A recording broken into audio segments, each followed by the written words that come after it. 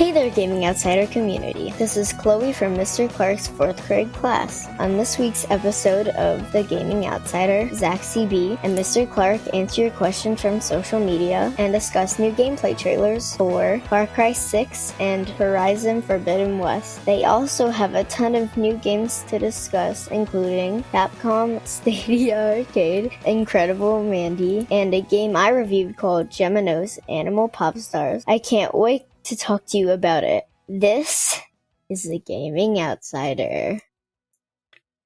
Greetings, programs, and welcome to episode 348 of the Gaming Outsider, a video game podcast with a focus on our incredible community. It's Monday, May 31st. I'm your host, Scott Clark, and joining me are my friend Zack Parkerson. Let's go, man. We got to get the show over with. And CB, Chris Behrensmeyer, what's up? Geez, Scott, stop beating me. What are you talking about? Just, let's go. Oh, Scott's a browbeater this week is what we're getting at. I don't want the show to be over. I just want to go to bed at a decent time. All right. Selfish. So how you guys doing? Having a good week? Yes? No? Maybe so? Yeah, I mean, I guess so. I finally finished Invincible. I know I'm weeks late. That was fun. Very cool. Today is Memorial Day. We're recording this on Memorial Day. You guys do anything, cookouts, parties, anything like that? Yeah, I grilled some brats. All right. That'll let the soldiers know you care. Yeah, I mean, we went and walked around Woodfield Mall yesterday. Bought some Funko Pops and stuff. Nice. Very cool. Any good ones? I got both of the 10-inch Godzilla figures. The regular one and the Neon City one. That must have been pretty exciting. Yeah, and then... the things are huge, the 10 inchers. Yeah, they actually are. I'm struggling where to put them. But then I also found a Funko Pop that hadn't been released yet, according to Funko's website. So... Yeah, I got a couple... no, tell your story. I'm sorry.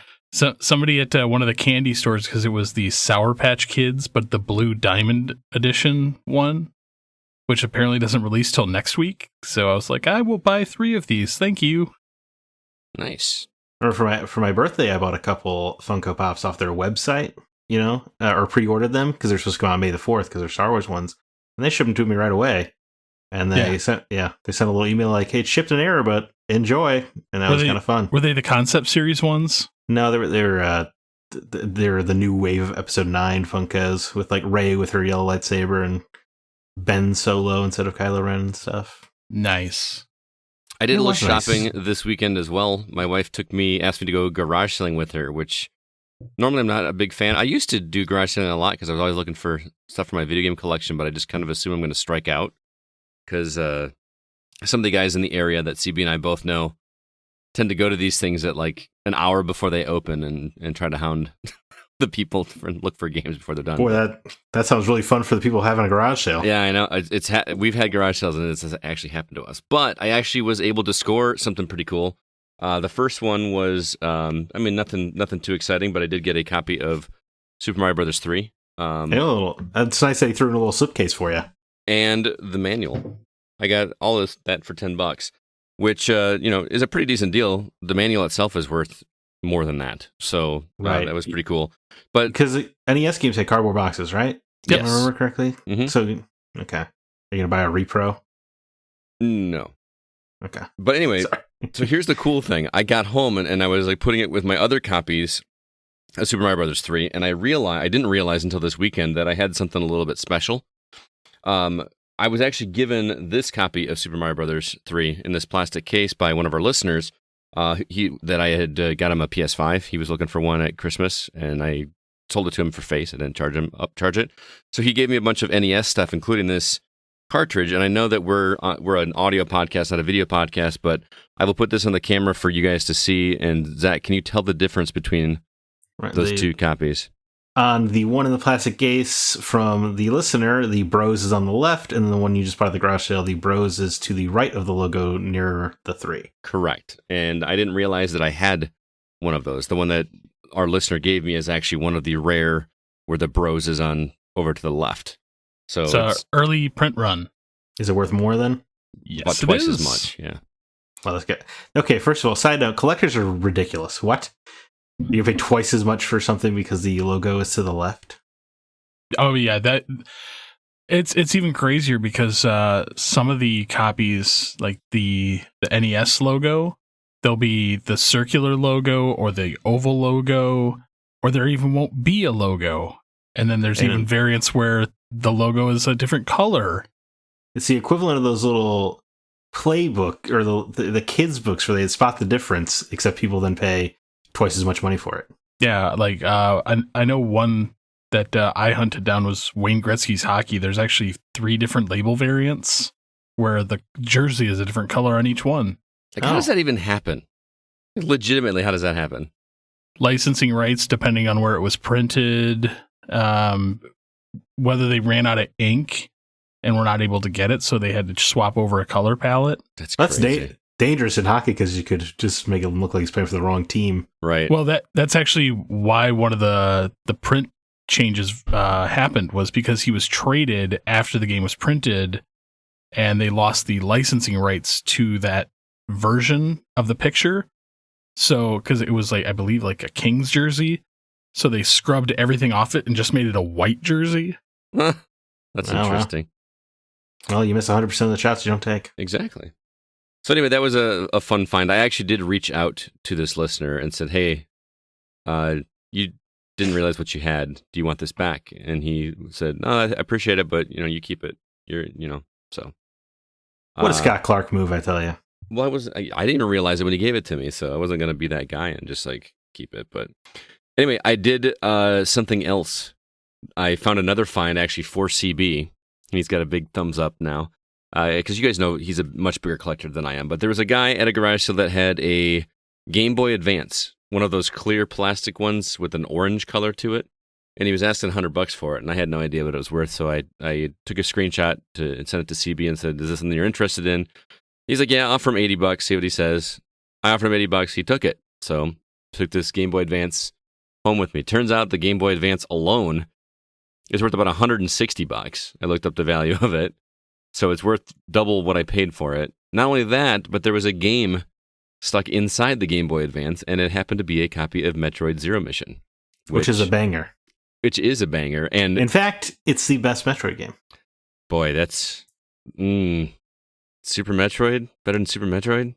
I prefer it over Super Metroid. Oof. Yes. I will set aside, however...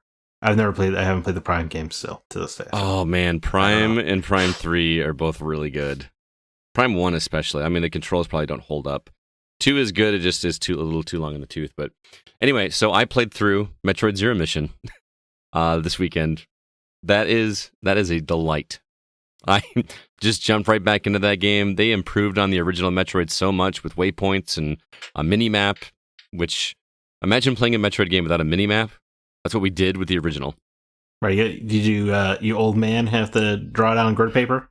When I was a kid, yeah, totally. Yeah. Grid papered it back in the day. But anyway, played through that game. It only took me 3 hours to beat it. But the cool thing about that, and you probably remember this, Zack, is once you beat it, there's like a whole extra mission after you defeat Mother Brain and escape. There's this whole section where you go into the mothership of the space pirates, and it becomes a stealth game. You have to I don't remember this, but that sounds amazing. Like you're stripped of all of your stuff, so you don't have anything anymore. And you have to basically work your way through this mothership without getting seen by the space pirates. And if you do, you have to do the Assassin's Creed thing and keep running away from them until you find a hiding spot, and then they just give up searching for you. And then you fight a giant boss at the end, and after you get all your equipment back, and it's really cool. I was like, it just worked really well. And they added a lot of elements from Super Metroid, like the power bombs and the super missiles, and a lot of that functionality from Super Metroid are now in this game. So it's a remake, but they took a lot of liberties. So it's not like just a coat of paint. They recreated it from the ground up. I think it was also my first Metroid. Was it? Sometimes the first is your best. Yeah, is always your best. Yep. So I had a lot of fun with that. But you want to hear what else I played this weekend? I mean, while we're on it, so you beat 3 hours. Did you have a good time? I did. It felt, I don't know. I just kind of needed a palate cleanser. I know that sounds weird to say. I do enjoy playing games, but sometimes I just want to go back to something that's familiar. And it was like getting back on a bike. And it helps that it's short too. Right. When you were a kid, the original Metroid did not take 3 hours. because you had to figure everything out, and it took and it was hard. Because here's the cool thing is after you beat Metroid Zero Mission, it actually unlocks the original Metroid on the Game Boy Advance. So you can play through the original game. I miss when they did that. Yeah, so I just kind of jumped back in, punched in Justin Bailey, just to kind of see how it played differently, and it just feels like a completely different game outside of the music being, chiptune versions of the stuff. I sincerely wish those Spyro Crash collections had, after you beat a game, one of the games you could unlock the PS1 visuals. Yeah. It just would have been so much cooler. Yeah, I love it when they did. Like, they did that with the Monkey Island remake. So your Monkey Island games? Well, that was like you press a button and it switched back and forth, right? Like they did for the Halo 1 remake. Mm-hmm. And Dragon Quest XI does that as well, where you can play it as the 2D sprite version. Well, yeah, that's I don't know. I don't know how that ever got approved. What an insane idea. I've played with it and it works. So it sounds cool. But yeah, I do wish more games did that with the remakes, where you just press a button and see how it used to look, so you could be like, yeesh. Yeah. That'd be nice. I remember Tomb Raider, the newer ones. Ooh. Go back to the old graphics. Yeah, that'd be great. Ugh, crazy. Anyway, the other game that I played that wasn't new this week is a game that was, I don't want to say recommended, but Amber Lily Olmstead from our Discord community mentioned that she was playing a game called Kays and the Wild Masks, which Zach and I immediately looked up to see what she was talking about because we had never heard of it. And it just looked like a fantastic little platformer, and I decided to... So good. And it is. This is a great little platformer, but it's not what you think. It looks... Well, first off, the art style is very... It's sprites, but they're so crisp. Everything just looks vibrant. It's very bright, lots of use of color. But it's not what you think. It looks like it'd be a very, very simplistic, like almost like a kid's, platform or whatever, because the character is like this rabbit, and I don't know. There's just all sorts of cartoony characters that you're stomping on and whatnot. But it has a very Donkey Kong Country feel to it. You're collecting 4 letters that spell out K's. You have to get a certain number of gems, to complete the stage. Kind of like the Rayman games. I don't know if you played like Rayman Legends. Sure. Or any of those where you got to try Michel Ancel.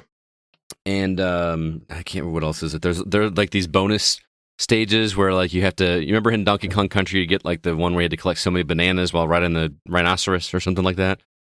So you got to go through that. But then after you beat that and collect everything, there's a time trial version where you get an extra, star or whatever for playing through the level under a certain amount of time. And at that point, the game feels like a runner. Like you're trying to get through the thing, and that's where I think the game is designed exquisitely in terms of the level design, because there's a certain way to get through it in a very quick manner that seems very deliberate. Like, I'm supposed to jump here and do this and step on that guy and swing over here, and it becomes fun to try to figure out how to get through the level as quickly as possible without getting hit. Almost feels like you're speedrunning a game. So I played through the entire first world, 100% of the first world, and I thoroughly enjoyed myself. I'm going to keep going, but I can see this thing getting tough as nails very quickly. So Kays, cool, and the Wild Masks, highly recommend it. Here's the thing: it's $30, which I was surprised it was $30. But yeah, I feel like anytime an indie or a smaller game is $30, I get a little sticker shock, like a little surprised. But I wonder if that's a holdover from like, wasn't Braid like $8? Right. Like indie games used to be dirt cheap. Right. I will say that, I mean, it looks it looks sharp. It looks really sharp, but it looked stunning. And especially since, there's an achievement or a trophy to beat the game in under 2 hours. So, you can get as much life out of the game as you want. And we've said multiple times here, the length of the game does not necessarily equate the price, right? But I'm sure that's also like you play it again on a speedrunning kind of challenge thing. Oh yeah. Yeah. Like you wouldn't do it on your first try. Right. But it's good. I'm intrigued to see if you'll still try to 100% all the worlds. I told myself I wanted to at least do World 1, and it wasn't easy. They do this thing where each level, even within the first world, each level feels vastly different and introduces some new mechanic where you'll find one that you just don't like. I have an issue with things in video games that are binary. And what I mean by that is where I have to flip back and forth. and have to decide if CB's laughing because he's thinking of Ikaruga. Yep. Which we played together, and I just can't. There's something in my brain that does not let me play games like that. I cannot get myself to understand when it's supposed to be black, when it's supposed to be white. And this game has a level where there are like these, I don't know, moonflower things that you have to hit that put certain enemies to sleep. But some of the enemies are okay to hit, some of them are not, and I just can't. If it's on or off, I just can't do it. Does A Link to the Past work for you because it's a little like more removed because you're not doing it like instantaneously with the Dark World and the normal world? Well, yeah, because it's not like you have to like remember, oh, is this in the light world or is it in the dark world? Plus, that it's not a Twitch style game where like there's some Twitch stuff in there, there's some arcade action or whatever, but with a game like this, it's very fast paced, very platform heavy. You know what I mean? Okay, yeah, I'm wrapping my head around what you're saying now. Yeah. But there are certain levels where you play it and you're like, boy, I really hope I don't have to do another level like that again, because that was rough, and I haven't come across it yet. Granted, I'm only in the first world, but the bonus world, if you will, that you unlock is like level 1-3, and it's one of those where all the platforms disappear. You can't see the platforms, so all you can go on is like a rock that may be placed on a platform, but you don't know how far the platform goes. It just becomes a pure memorization of where you have to jump. And I played that one level for at least a half an hour trying to perfect it. So I'm intrigued, man. I think I'm going to download it. It's really good. I really enjoy it. It'd be fun to go through it together, see if we can finish it at the same time. It could make for an interesting conversation. It could. Perhaps on a podcast even. Maybe. That'd be a good idea. We should do a podcast. Maybe. I don't know. Want to do a video game podcast with me? Who would want to listen to us? I don't know. At least 3 people. I don't know. Outside, well, no, there's 3 of us. Anyway. Hi, Mom. Zach, what about you? Anything you've been catching up on? Yeah, sure. So Star Wars Knights of the Old Republic update. It's the final update, everyone. You finished? I've beaten Knights of the Old Republic. Nice. And it is so great. So phenomenal. You gonna jump to 2 now? I think I am. I might like these. It's been fun having KOTOR like slowly going on in the background as I play review games. So yeah, I think I'm going to do KOTOR 2 as well, and I think that's going to be fun. It's supposed to be morally gray, which I'm very interested in. Sure. But it was good. Got up to Malik, did all the stuff. I got the light side ending in case anyone cares, and it surprising for you. Well, it's funny you say that, Steve, because it was the first time I've played this game where I was making because it's so much easier, right? The game if you go light side or dark side because you get better powers and you're stronger with those powers. And by playing Morally Gray, which I ended up being for the first time playing decision making that I would make, it almost like puts the game on hard mode. Especially in the final dungeon, we don't have access to the high end light or dark side powers. It's pretty gnarly. But I finished the game with my meter just ever so slightly in the light direction, and I was like, I think that checks out with me. You just barely crossing the line. The problem was I went through Korriban last, which is the Sith planet, and I couldn't take any of these snot-nosed Sith kids, and I just kept murdering them when they got in my face and doing evil stuff. I was like, step aside, man, or I'm gonna put this blade to your throat. And they're like, oh, are you? I'm like, all right, I guess we're gonna, okay, you're testing me. So I just racked up hella dark side points, and I had to kind of recover. Gotcha. Screw them kids. I'm intrigued to hear your thoughts on the second one, and still shocked you haven't played that. Yeah, I think I'm gonna do a little pause, play something in between as my background game, but then get back to KOTOR 2. Cool. Dark Forces. Maybe it's just I feel like when I started playing the KOTOR some months ago on the show, I was like, it doesn't really need a remake. I think it kind of does. Just a polish, but not in the gameplay. Yeah, and like the models and the way the camera operates during the conversations and stuff, because every character does the exact same head motion when they talk, where they look a little to the left with an eyebrow raised and they nod their head. Every character does the exact same thing ad nauseum, and it is a struggle. You're talking about KOTOR now? Yes. Okay. And real life now. That's just people just raise an eyebrow, turn their head slightly to the left, and nod. It's really bizarre. And then like when they actually have the character smile at the end of the game, it just looks ridiculous because obviously they didn't care about that up until then. Right. Yeah. Yeah. The light side ending is super cheesy, by the way. I don't doubt that one bit. It's pretty much a New Hope's ending. Does Chewie get the medal? I'm talking with the medal ceremony. Yeah. I gotcha. I was trying to figure out which part you were talking about. Well, I don't want to really spoil it, but yeah, you get medaled and it just is really goofy. Right. But otherwise, quickly, I want to mention I pulled the Scott Clark and investigated the Apple Arcade a little bit. Oh. And discovered a game named Sping. Which is SSP exclamation point NG, which irritates me. Yeah. But it is basically a puzzle, like a physics puzzle game, all about grappling hook physics. Oh, okay. I'm listening. You play this little like ball, or well, you can customize it. Right now, I'm a triangle, and you're sinking, but you can latch onto specific points, and depending on how far away you latch versus how fast you have coming in with the momentum and stuff, it affects your trajectory, but you can't actually touch any of the ground really. Uh-huh. And it's this puzzle game where you're trying to collect all these gems before you get to the exit. And what's kind of interesting is like, so you got to be careful the path you're taking because your momentum might take you to the exit because the exit's a little like black hole-ish where it kind of sucks you in. Right. So you kind of got to try to operate around the exit while you try to get all the collectibles in the level. It's super freaking addicting, and the levels are, the classic phone length of like 30 to 60 seconds. Right. Right. It is so addictive. If you have Apple Arcade, I highly recommend Sping. Sounds good. I had to fire up Apple Arcade again because I had it for that month when I wanted to play. What were the two games I was playing? The golf game and Fantasian, which is great. And I didn't They're dive both into great. anything else. I should just give it another month. It's only $5. It's at $5. It's really quite a value, honestly. I agree. But then lastly, I guess I'll mention I beat Biomutant.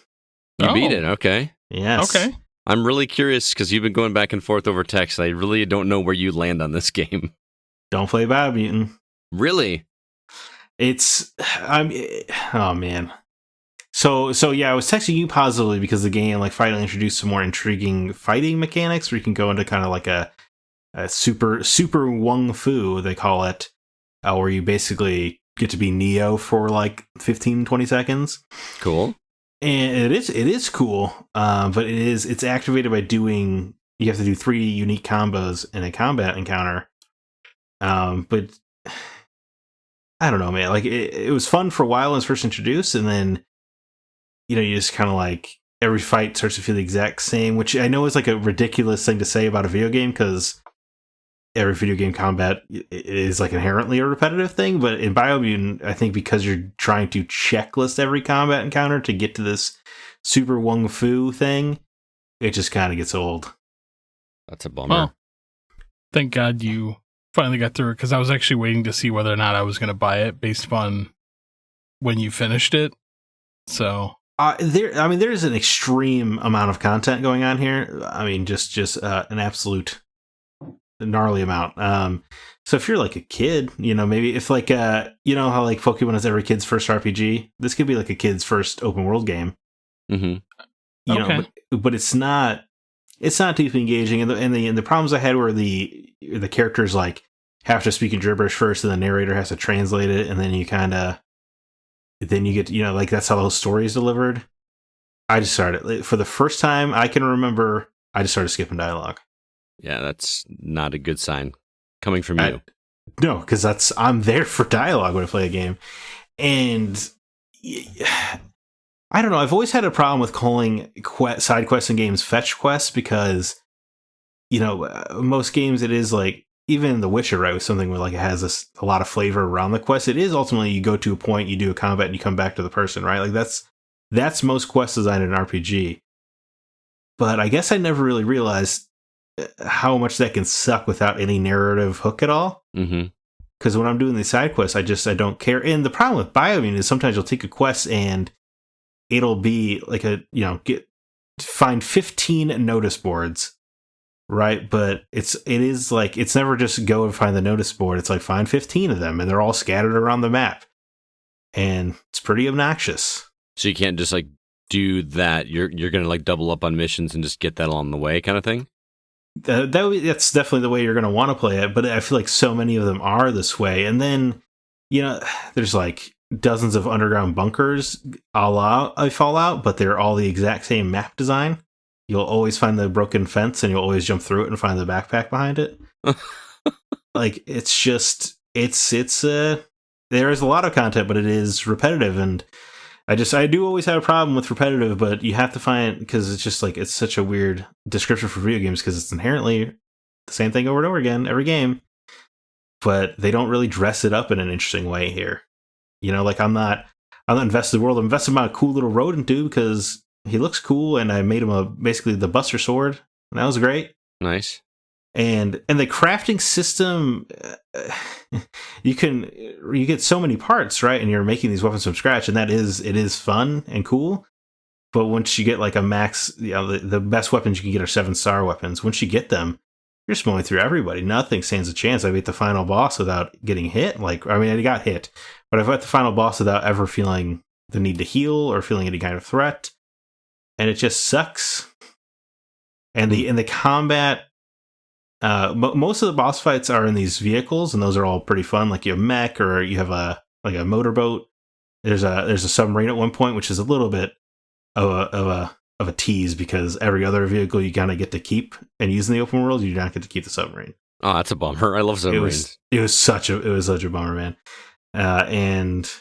But then they do like this last boss fight's on foot, and you're like, oh, this combat is 100% designed for groups, not one-on-one encounters. Ah, okay. And it's pretty lame last boss fight. And then when I finally decided, once I got near the ending, I was like, okay, now I'm gonna start trying to pay attention to the story. And it's so rote and boring anyway. Right. That for them to spend all this time on it is just, why? This is really bumming me out, man. Because the game looks gorgeous. I mean, you're telling me that it does. And the whole time you're playing it looks cool. And, when you find a town or something, it's super cool. You want to check it out, but then you realize there's nothing to do in there.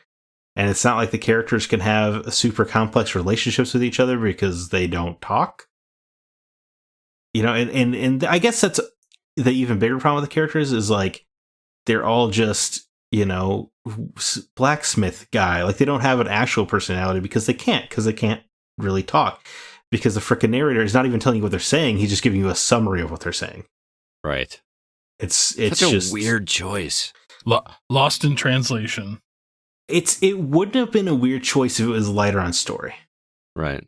If it was just like the narrator's introing you to the game, and then you, like, just kind of talking maybe while you go and, do the 4 guys, but you're not actually talking to characters or quest givers, I think it could have worked. But if you're going to have such a story focus, this was huge whiff. Just give me text to read at the very least. That would have been, like make that an option, patch that in. Or like play the gibberish quietly in the background as a narrator tells you what they're saying. Like there's easy fixes, I think, for this. So it had to have been a deliberate choice to do the gibberish then Google Translate thing, and it's just a terrible rhythm. I mean, I did see today that they were going to be patching this game to kind of address the pacing issues with the narrator. That's good. I turned him down, not all the way off, because you can turn him off when he's in the open world, but not for story beats. Mm-hmm. But even there's a scale of 0 to 100. I turned him down to 5, and he still just talked all the time in the open world. So I don't know. So I think maybe that is something that can be patched out. But yeah, I think my opinion has only soured the more I played, and I really did. I put like 30 hours in. I tried to do side quests and explore the world because it's such a cool setting. It looks like and they just absolutely the game's greatest crime is that it squandered such an awesome premise. Yeah, it really is. I'm seriously bummed out because it looked really cool, and just the idea was great, like you said. Yeah, it's a bummer. I mean, fingers crossed. Maybe they knock it out of the park with it. Biomutant 2, or maybe Experiment 101 gets to do something else. But it's just this was not it. All and right, that sucks because I was looking forward to it for a long while. I know you were. I remember when it was first announced, you were talking about how rad that looked. Yeah, CB, called dibs like 4 years ago on the stupid game. Anyway. Well, I'm still playing through Subnautica. I kind of hit a wall. I've basically upgraded pretty much every single thing I have, but I'm trying to figure out where to go next. So I'm trying to finish the story. I'm still loving the game. Right now I'm kind of building and just exploring around because I'm not quite sure what to do next story-wise. So I'm not quite sure if it's an intentional rut, but I just know that it's there. You're trying to do something in the game, but you have to find certain things to be able to do it. So it's just a lot of exploring and trying to figure out where these things are. And it's very irritating because I've searched almost that entire map twice over. Are you still interested in the story? I'm still invested. Okay. I'm still kind of chugging with it. I've kind of had to step back from it just because there's only so much time you can scour the landscape for an item Before you want to tear your hair out. Yeah, pretty much. So I've also been playing some more Story of Seasons, doing my little farming. That's a great Switch game, it sounds like. I love that game so much, man. And with you being a Harvest Moon fan, you really should get on this train. That's what you said about the other one, and I wound up not liking the other one. Well, that's just because you're wrong. What was Stardew Valley. Stardew Valley. Okay. Which is also just a great game. Considered a modern classic by many. It really is. I mean, the fact that that game is still selling on a regular basis, I'm still blown away by that. There are people that have put hundreds and hundreds of hours into that. I think Josh's wife has something like 500 hours in that game. I've probably got a couple hundred in Stardew Valley. It's insane. I should really play this thing. It is a cute and charming game, and it's on iOS. I kind of want to play it. You can play it on iOS too. I got it for $5, I think, when it was on sale. I own it on Switch. I just have never played it. Oh, well, if you have it on Switch, you really need to play it because that game translates to Switch perfectly. I believe it. I can't imagine the sales bump the game saw when it got ported to Switch. It probably saw a massive jump. So, but yeah, I may just now put Story of Seasons on the back burner and play some Stardew Valley. Right, we've talked you into Stardew all of a sudden. Darn! Oh darn! I got to play one of my favorite games again. Yeah, well, shame. Yeah. One more quick announcement before we get into the news. By the time you guys hear this episode, it will be June. It'll be the month of June, and it is time for another game giveaway. So Spencer's already put the link out there for the giveaway. If you'd like to have your chance at winning a copy of Ratchet and Clank: A Rift Apart on PS5, it releases on June 11th. Be sure you find that link. It will also be in the show notes for you. All you gotta do is be a listener of the podcast. Just one entry, but our Patreon people get some extra bonus entries for helping us out over there. Just as a heads up, I'm going to be playing this one for review, so it will be a physical copy that I'm going to play first, and then you will get it after I complete it. So you won't get it on day one, but it will come to you eventually at the end. With that, let's go ahead and jump into the week's news.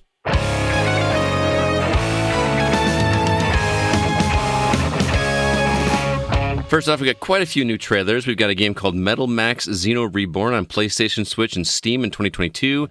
Daymare 1994 Sandcastle on PC and consoles in 2022. World for Two on Steam on July 16th. Climate Evolution on Steam and Switch on July 14th. Dying Light 2, we finally got a gameplay trailer for them and a release date of December 7th officially. Also, Horizon Forbidden West, we get a gameplay reveal, but no release date as of yet. And also the reveal for Far Cry 6 and the playthrough on that. Also, release date of October 7th. Also got a trailer for Pokemon Brilliant Diamond and Pokemon Shining Pearl, both releasing on November 19th. And Pokemon Legends Arceus, did I pronounce that correctly, CB? Arceus? Yes. Releasing on January 28th, 2022. We also got some new Xbox games with Gold and PlayStation Plus freebies for the month of June. There was a live stream for Sonic Central, nothing but Sonic news for about 15-20 minutes. And then we got an announcement of the Indie Live Expo for 2021. Lots of good stuff to share there. Also, EA is pulling or delisting a bunch of Need for Speed games, so you won't be able to purchase those anymore. And then lastly, CB dug up a story about Dolby Atmos being exclusive to the Xbox for just the first 2 years. So lots of things to talk about. CB, where do you want to start? I want to talk about these trailers, man. Okay. Man, I'm excited because there's so much gloriousness in this. It felt like mini E3 this past week, didn't it? It almost felt like it was starting early. Well, Thursday specifically. Yeah. Yeah. Metal Max Xeno Reborn looks like fun. I'm not JRPG, right?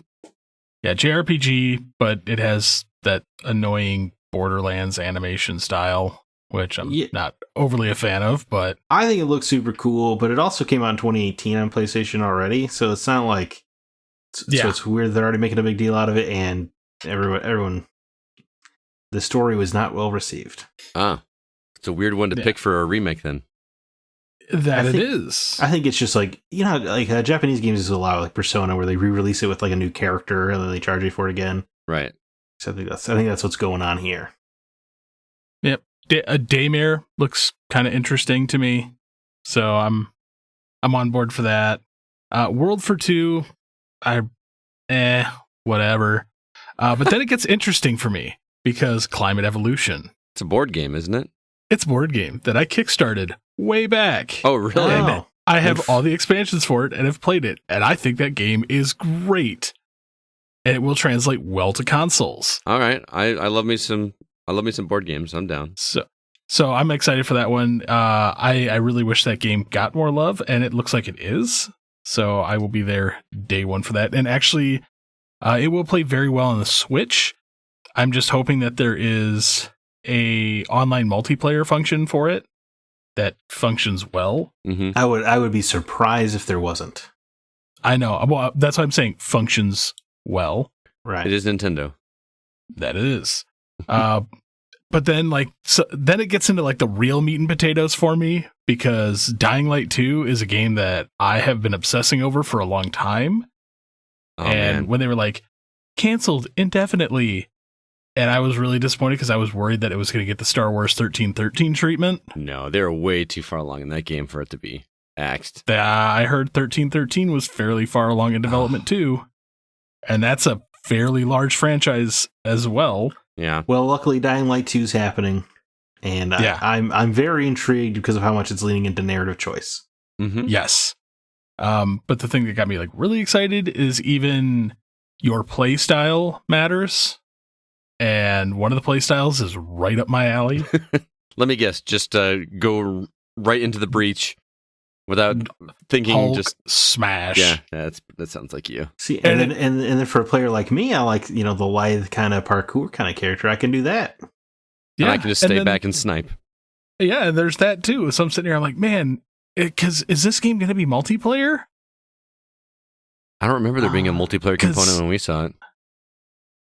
All I know is if this game winds up having multiplayer for the story campaign, I'd be like, I will drop everything at just whenever and be like, all right, guys, let's play this right now. I don't care. I mean, it's going to be day one purchase for me, especially, Chris Avallone. I know he's kind of been kind of battered out of the industry right now, but, he's a hell of a storyteller. Co-wrote KOTOR 2, of course.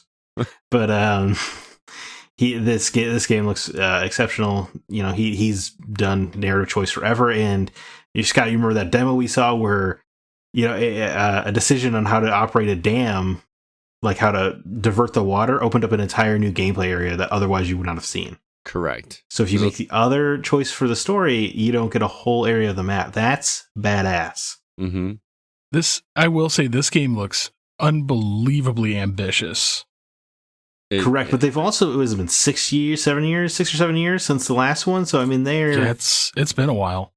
So it does seem ambitious, but they put the time and they put the money into it, and Techland, from normally a publisher, and they had to get Square Enix on this. So I imagine it probably cost them more than they expected, but it's still, I mean, it looks amazing, and the release date I think is smart. Yeah, I agree. So I'm all for it. You're not going to win a Game of the Year award because you're too late, but you're actually going to get played because November's heating up, and that first quarter of 2022 is going to be a bloodbath. Is that where everything's going to start? Like everything that was delayed is going to start showing up. Showing up. It's if you look right now, like everybody's aiming for that November release. Right. And then, speaking of which, the next game, Far Cry 6, which, man, I cannot wait for this game. This is the one I'm stoked for, man. October 7th doesn't seem that far away, man. That game. It's really not. I mean, it's what, five, like less than 5 months away. And, it looks like more Far Cry, and I am all right with that. It looks like grittier Far Cry. It does look, well, I mean, Far Cry's gritty anyway, but... No, this looks a lot more dark and political. From an outside observer, it looks quite a bit gnarlier than the other Far Cry's. So the other Far Cry's kind of felt comic booky or over the top. Yeah, campy. Yeah. This one looks like it's got no time for camp.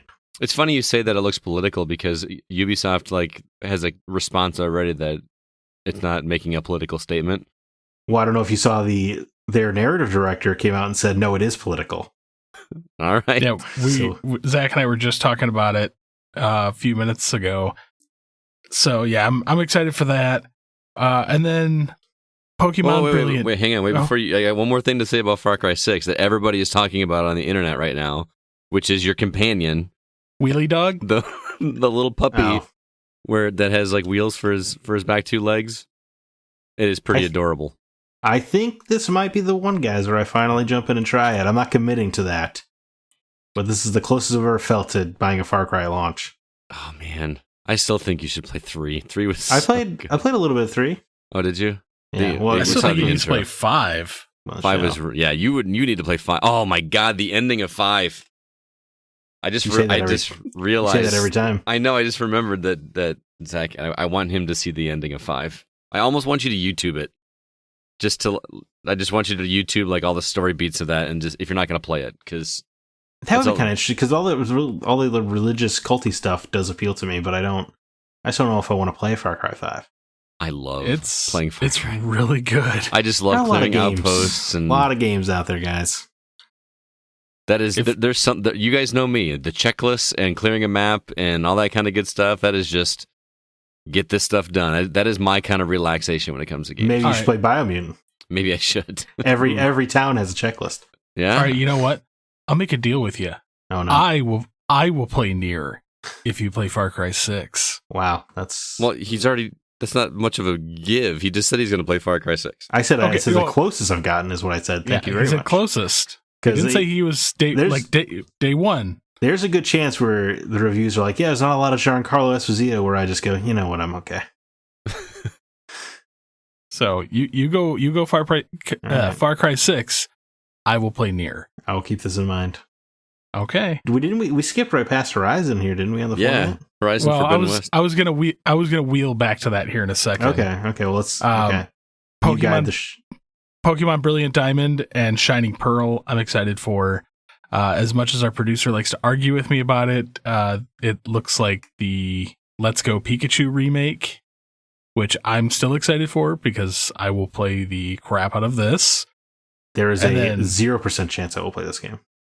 Well, that's your loss. I do want to play Sword or Shield. I'm not anti-Pokemon.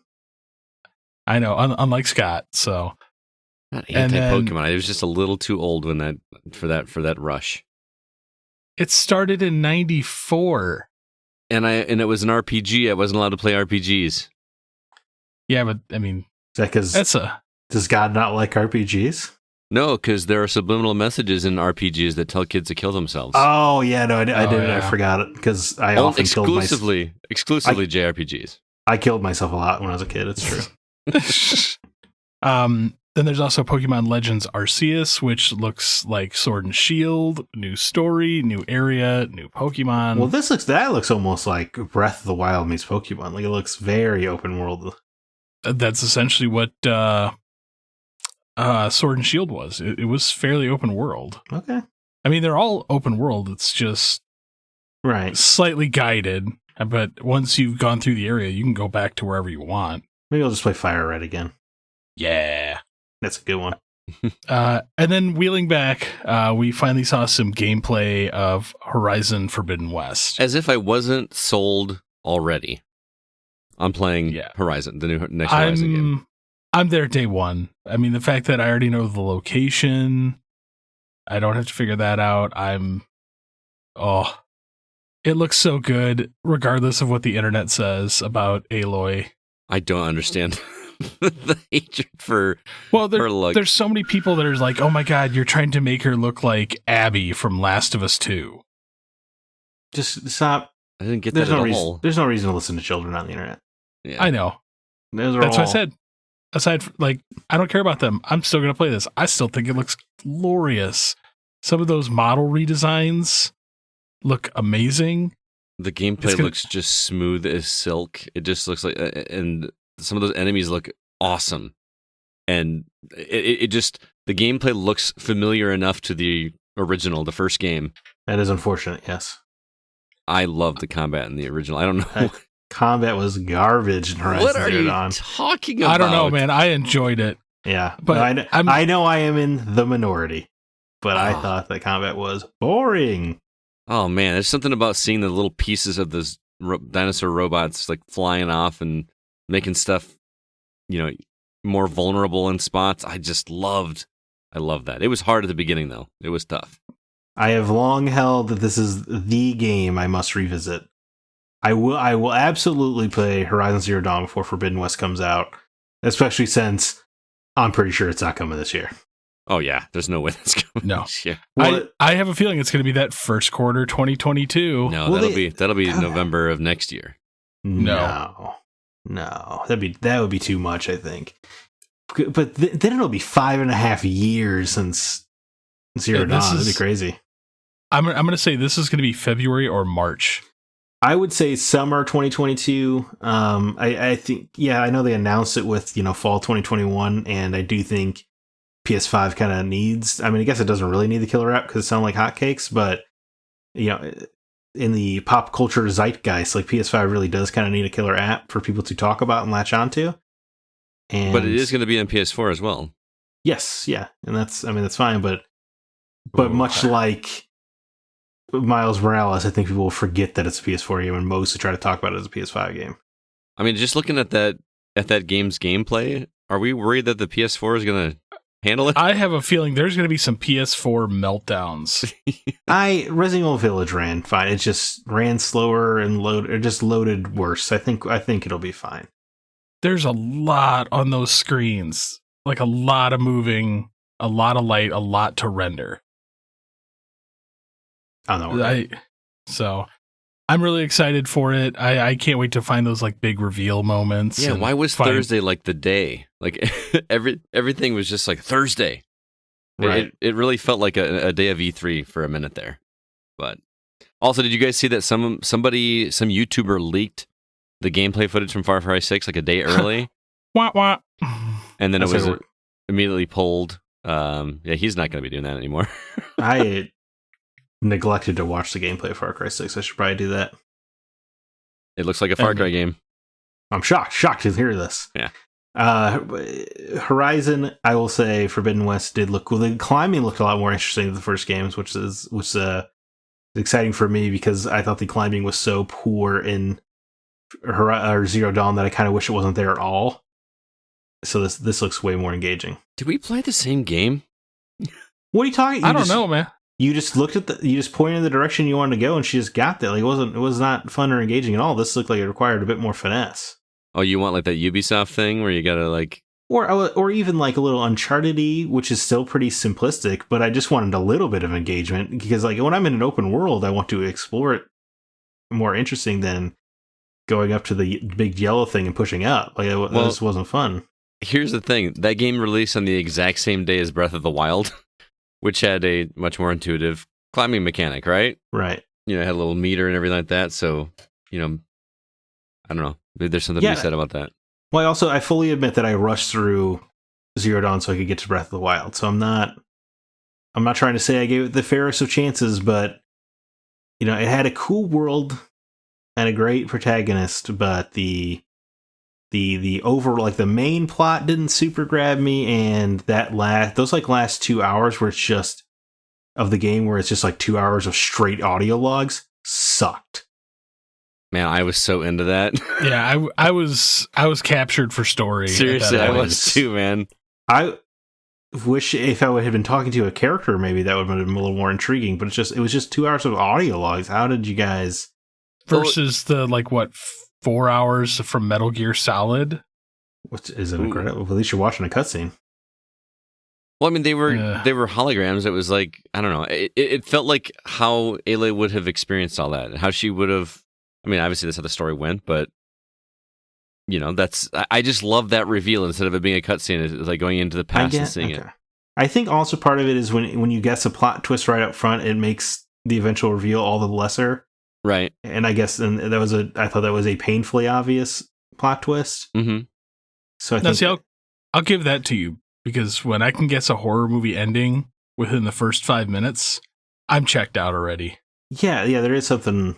Yeah, there is something about that. Especially when it just delivers on exactly what you think it's going to be. It's a little lame. I like I said, I will go back to it. I will give the game a fairer shake. That'll be another fun 50 hours I have to pull out of my butt. I would play it again too. Yeah, maybe I'll do that this summer. Maybe it'll be my little background game. There you go. I love that game. Although it was tough at the beginning, man. I almost gave up that first arena. That first arena was hard, and the game got easier as you went along. Tremendous setting. It is a great setting. I love just the little references about what do they call it? The circle, the building that was a circle, and I don't know if that's considered a spoiler. It's an old game. It is a little still. I don't want to give that away for anybody that hasn't played it. But when you find out what the circle is, you're like, oh, okay, all right. I think I'm just a total sucker for the post-apocalypse. Yeah. Just so great. It is good. What about you, Zach? I know CB want to talk about the trailers. What story would you like to bring up? Oh, I guess we could talk about the Sonic thing. Okay. I don't know. I guess I'm the resident Sonic fan here. Mm-hmm. I will say, I guess this is why E3 is going to die. Everybody just does this now. That's all they need to do. Yeah. I mean, if I were a publisher, it would be hard to convince myself to spend money on E3 for sure. Which is heartbreaking as someone who absolutely adores E3. Yeah, me too. But they announced this is much like the Resident Evil event. I was like, you guys are really stretching the need for this, don't you think? There's a lot of information here, though. Yeah, no. So let's see. They announced Sonic Origins, which has the first three Sonic the Hedgehog games, Sonic and Knuckles, and Sonic CD, and some accoutrements to go with it. Don't they have they have a lot of Genesis collections already, so I did not get super thrilled at that announcement, although I will surely purchase it like a fool. Of course you will. Let's see then, the Team Sonic Racing and Sonic Mania and Sonic Forces all coming to PlayStation Now June 1st. A bunch of mobile game updates. He's going to be in a bunch of games. Sonic the Fighter is going to be playable in Lost Judgment, which is kind of cool. That was a weird thing, and that's why I got the M rating, isn't it? Isn't that what we figured out? Right, the E to M rating. That's just one more feather in the cap for why I need to play these Judgment games, because I've heard so much great things about the first one. And then they announced an animated short series, Sonic Colors Rise of the Wisps, and talked a little bit about Sonic Prime, which is the big Netflix anime they're doing next year. They announced a Virtual Symphony concert June 23rd, but then I guess the biggest announcement is that Sonic Colors Ultimate is coming to the Switch, Xbox, PlayStation, and PC on September 7th. September, October, November are starting to get way too busy. Mm-hmm.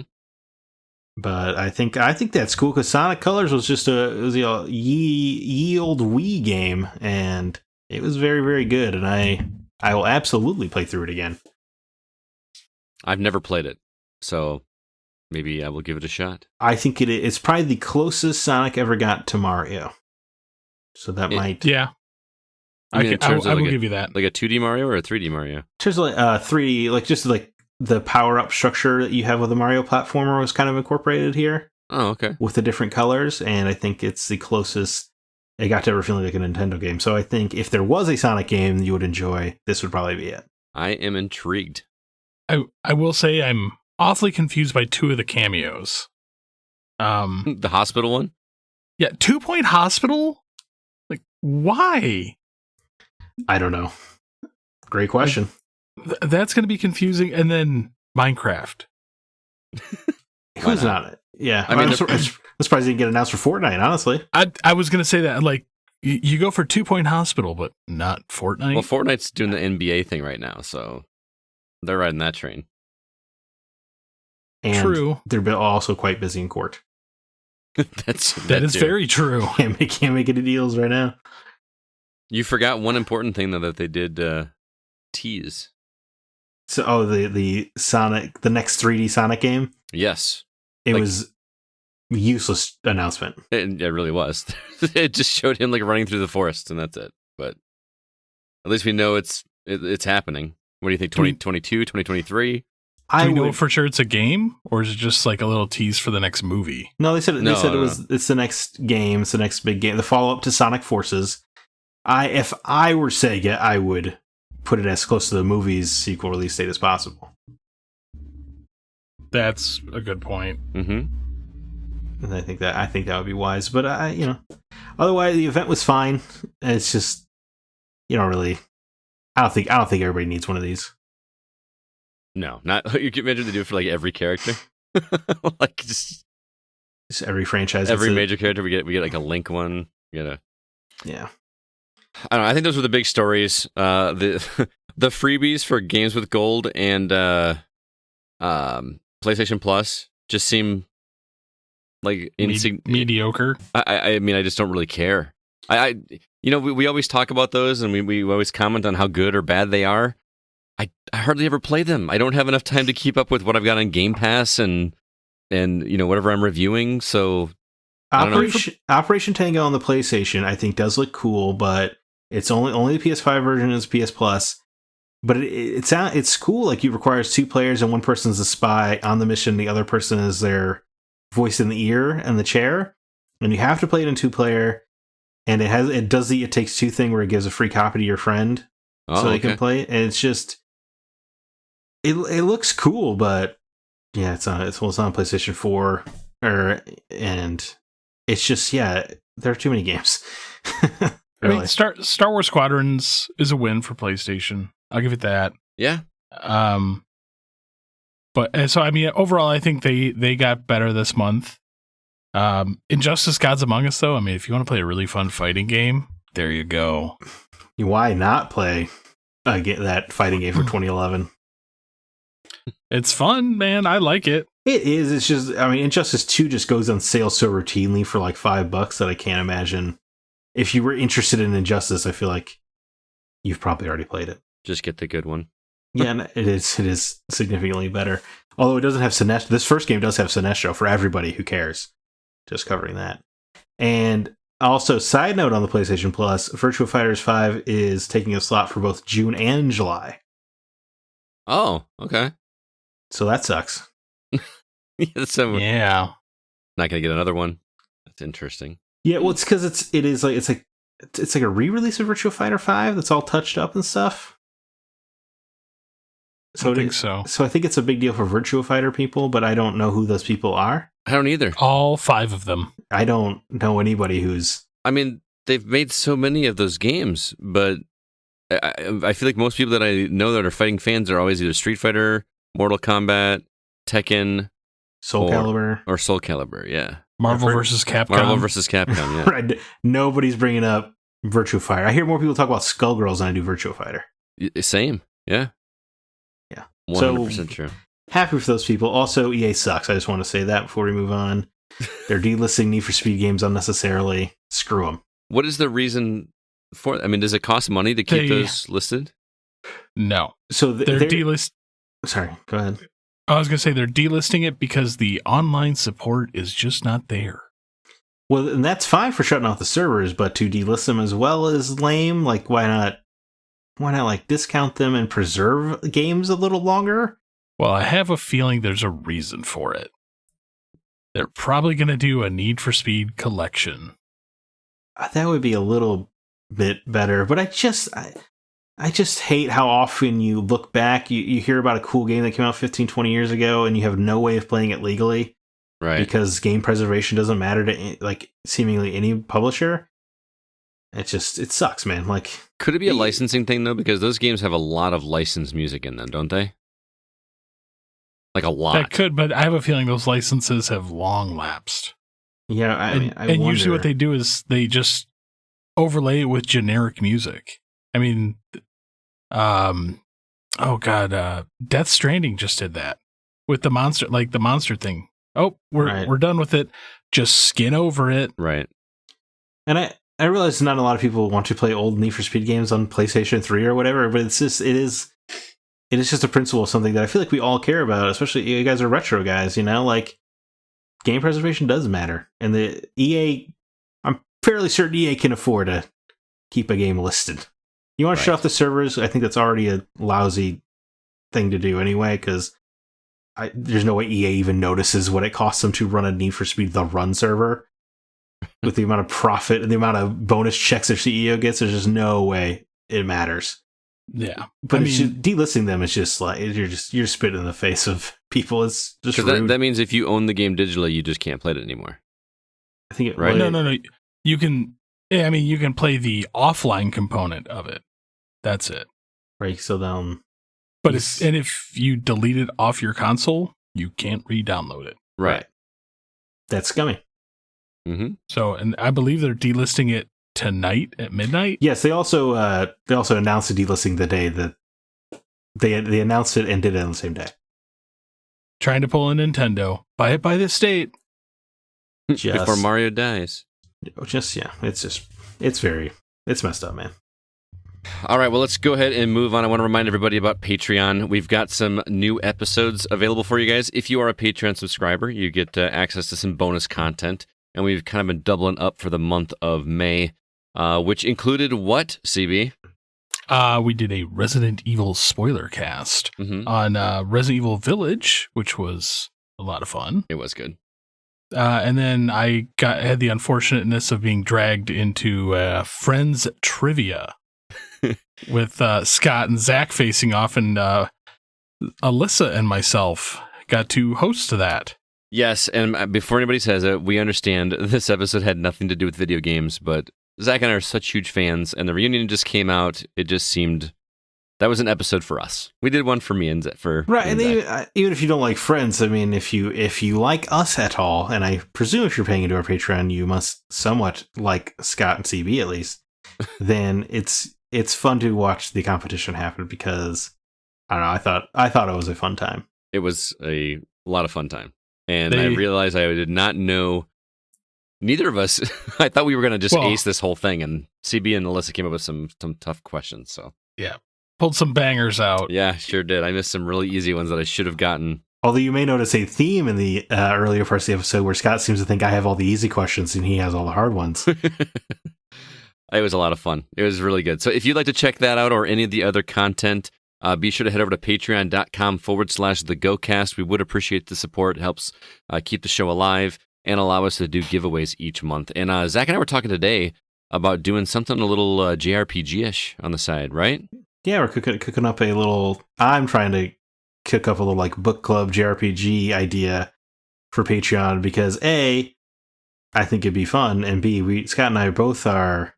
We talk often about how much we like JRPGs and just can't play them because I don't have the time. Because we have to keep up with the new releases and stuff. So it'd be kind of a good way for us to engage in something we care about, and then hopefully you can listen to our passion. Yeah, we were talking about specifically. I've always wanted to play Dragon Quest VIII. Same, and I've never played a Dragon Quest. Me either, but everyone says that Dragon Quest VIII is like one of the best JRPGs of all time, and it would be fun to go through that. The tricky part is finding places for us both to stop at the same point. Like if you do like a book club, like we read up to this chapter. So if any of you have played Dragon Quest VIII out there and might be able to give us some pointers where we can have, I don't know, 5 or 6 hours of gameplay and just kind of do it like a week by week basis or something like that, reach out to us and let us know, because we don't want to have the story spoiled for us if we don't have to. But also I would love to do, I don't know, I would love to do a Patreon episode on Metroid Zero Mission. or Metroid in general. Man, if you guys want to do that, there's a JRPG that I would love to revisit. What's that? Legend of Dragoon. Legend of Dragoon is a good one. I don't know if those graphics would hold up as well, though. Don't care. Well, Dragon Quest 8's nice because it's also just on iPhone. Like it's very accessible. Yep. That is true. Or I would love to go back. I never finished. Oh man, I cannot remember the name of it. What was the one that was like 3 or 4 discs on Xbox 360? Lost Odyssey. Lost Odyssey. As soon as you started talking, I knew you were going to say that because you bring this game up often. I really enjoyed that game, and it got a little grindy at one point, and I gave up. And I would love to revisit Lost Odyssey, especially having played Fantasian, which is the same guys. Mm-hmm. I think it would be great. I agree. So you can do either one. I'd be on board. Let's do it. Just hoping you stick with it, man. Which one? Because whichever one you pick, because I don't want to see another Octopath Traveler. Well, that game legit was grindy. Like you couldn't go anywhere without grinding towards the end there, unless I played it wrong. But yeah, I don't super remember Lost Odyssey being grindy, but no, I did. No. There was a lot of reading in Lost Odyssey, though, like a lot of like those dream sequence things where it was a lot of novel segments. If you guys have been playing Replicant recently and you didn't like the Force of Myth, Lost Odyssey would not be a game for you. Right. Especially because you can't control how fast it goes. It's just you have to wait for it to slowly materialize on the paper or whatever. And they were cool, just not when you weren't expecting them. Right. Where you're like, I just got to get to a save point, and then all of a sudden you got to listen to Kime getting drunk in a bar 1,300 years ago. You're like, God. Yeah. Man. Yeah. Now, you're talking Dragon Quest VIII, Journey of the Cursed King, right? Correct. Yeah. Okay. I just checked. Apparently, I do own a copy of it. Wow. On PS2? I do own a PS2 version. Nice. Are you? I mean, CB, you're invited. Yeah, you're welcome to join us. All right, I might have to take a stab at it because I've also really never dabbled in Dragon Quest. So I mean, that would be fun. Like, it's the biggest thing in the world in Japan, and I don't know a thing about it. Except there's slime. Yes, so everybody loves slime. Yeah, it's like one of the first enemies you fight, right? He's a cute mascot. Yeah. Well, let's take a steer here into our next segment and talk about the games that we've actually been playing.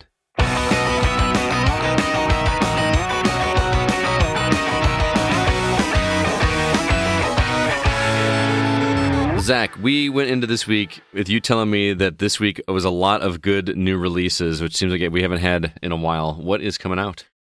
Right, a lot of them look good, and there's a treat on here for CB. So Ghosts and Goblins Resurrection leaves the Switch and has a PS4, Xbox One, and PC June 1st. Really wish I'd waited. To play it on Xbox One? Yeah. Get some achievements. CB looks thrilled about this game.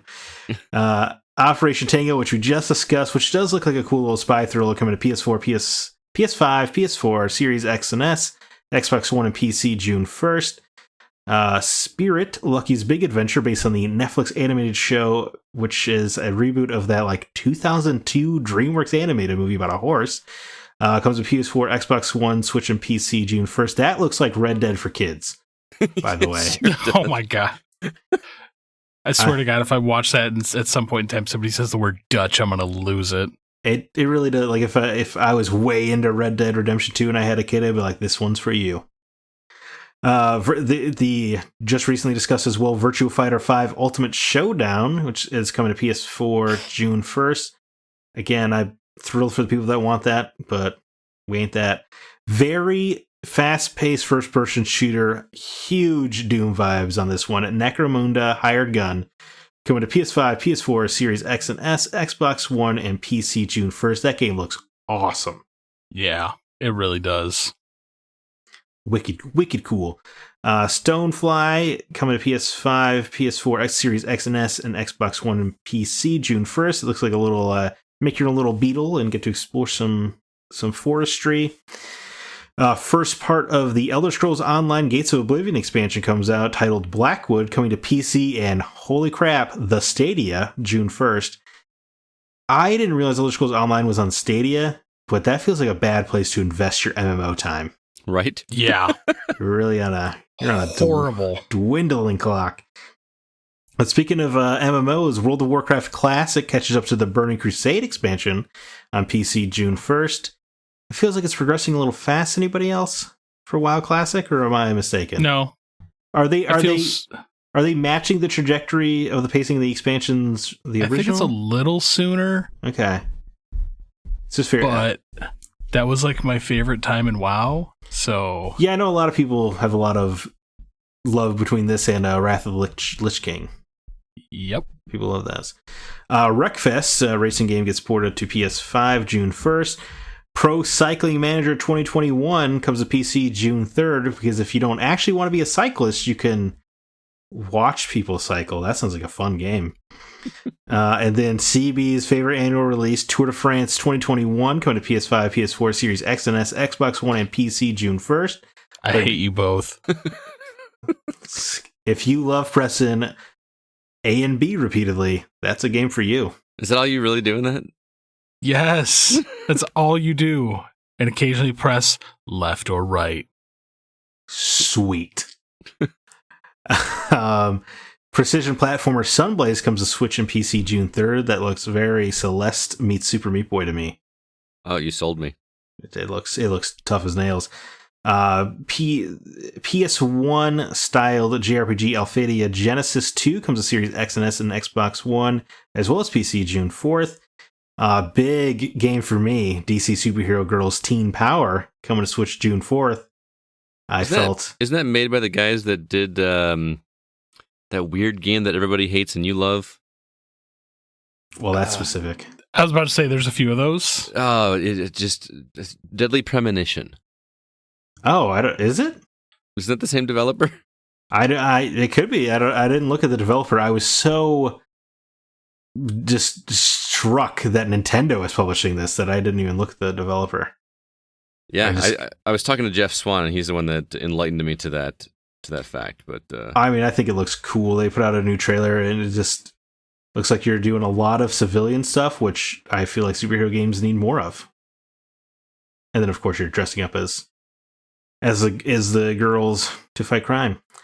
Then Sniper Ghost Warrior Contracts 2 comes to PS4, Series X and S, and PC June 4th. That was also supposed to have a PS5 release, but that got delayed at the last minute, which is very interesting. Yeah, that is.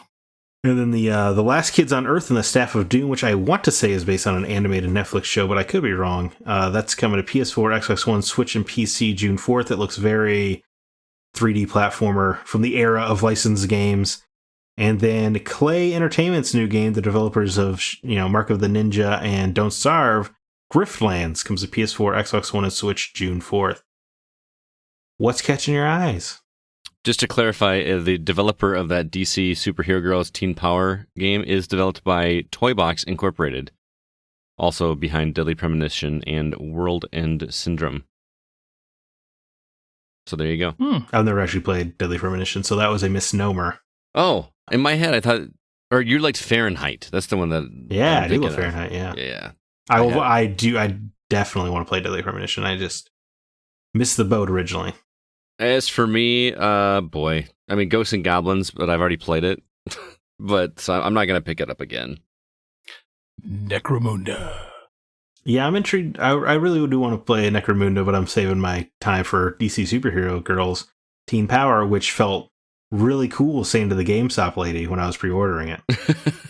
I just love... I watched the trailer when they announced this during one of those Nintendo Treehouse things or whatever, like Nintendo Online things, and they mentioned Green Lantern in there as like one of the buddies. I was like, oh, well, Zach's going to play that.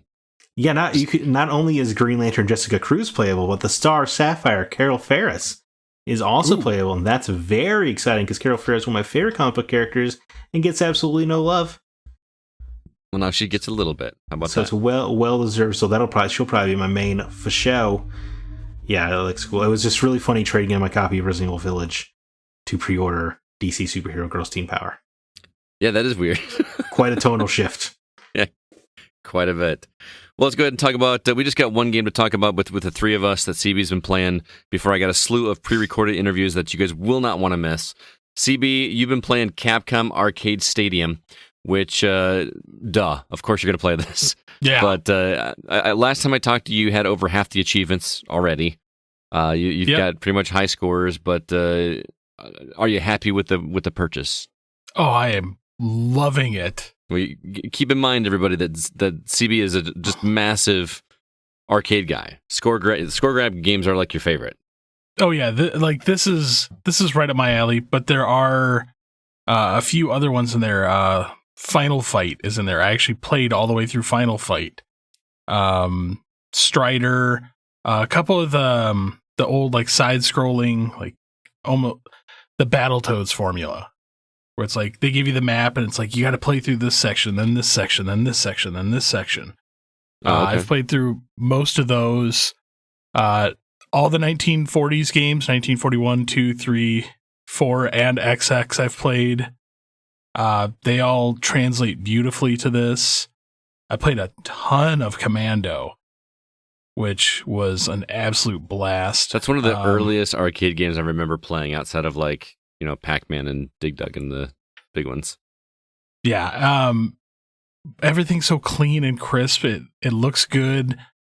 I will say I almost want to go out and buy an arcade stick for this. Oh, wow. Okay. Just because I have a feeling it will feel so much better playing that way. But I know Zack saw my tweet on this. I sent a message to Phil Spencer. I'm like, bring back Game Room. Yes. This game kind of does. That's exciting. It shows all the arcade cabinets like lined up when you first log into this game, and you scroll through each of them. However, they're all the old white jelly bean cabinets. So they're like all plastic, but you can go through and change the cabinets. Oh, really? To like the Americanized version with like the wood paneled sides, or it's got the marquee on the one side and the light up marquee. And as you play this game, it literally puts you in front of the monitor. So you can actually like see the joystick and the buttons. And like the rounded glass of the monitor. Yeah, well, I mean, it looks flat, but yeah, I get where you're going with it. But it looks like you're literally watching this game standing in front of the arcade unit. That's cool. So I'm absolutely digging it. Like, can you switch it so that it's just like full on like the screen, like normal? It's not like tilted or whatever. Do you have the option? Oh yeah, it is. I mean, when you first start up, it does that. But then as the game progresses, it actually flattens it to the screen. Oh, okay, that's kind of cool. Yeah, it plays wonderfully. They did essentially like almost a dip switch mode for those arcade people out there, where you can change some of how the game is played. Right. Like some extra lives. They added in some score attacks. So like try to beat through the side-scrolling games as fast as you can. There's arcade grabs where you just play through it and see what the highest score you can get is. But a lot of the games have the option of when you die, it goes to the game over screen. And you can press down on the R button to pump another quarter in and continue the game. And it makes that like ever so beautiful like quarter drop noise. Yeah, I know what you're talking about. That's sitting awesome. here like, oh, it sounds so good. Because like they nailed the presentation. It looks gorgeous. I want them to make more packs for this game.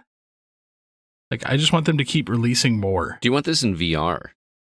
Oh my God, do I want this in VR? Like just walk around your game room? Yeah, I want somebody to make a VR game where I can build my own arcade and just walk up to the arcade games and play. That would be really rad. So Capcom Arcade Stadium. Sounds like you highly recommend that one. If you are an arcade fan or want to dabble in arcade, yes. Just keep in mind, these games are not easy. Right. You will get your head stomped in. Well, I mean, but it's unlimited quarters, right? You just drop another quarter in. It is, but these are early, like some of these are very early arcade games where it takes a considerable amount of skill, and they are actually very representative of what the early games were like. But yeah, they are not easy. It took me probably a good 9 times, because it's been so long since I played like 1942 to make it to the second level. Oh, really? Yeah, like they are not easy. I loved 1942, 1943 when I was a kid. Oh, you're going to love it then. So good. All right, CB, thanks for checking that one out. I have quite a few other reviews to share with you. I sat down with Spencer, Relle, Tomas, Kevin, and a very special guest from my classroom who reviewed a game for us. You're not going to want to miss it. Stick around because Chloe does an awesome job reviewing a game for us. I'll play this for you right now. Well, hey there, Spencer. How's it going, man? It's going. How are you, Scott? I'm doing all right. You're on a roll. You just got done reviewing Retro Machina for us, and which you love. Yes. Oh, I love that game. I'm still playing it. And you hopped right into this other one called Incredible Mandy, which comes from developer, I don't know how to pronounce this, Dodoyu Games, and published by PM Studios.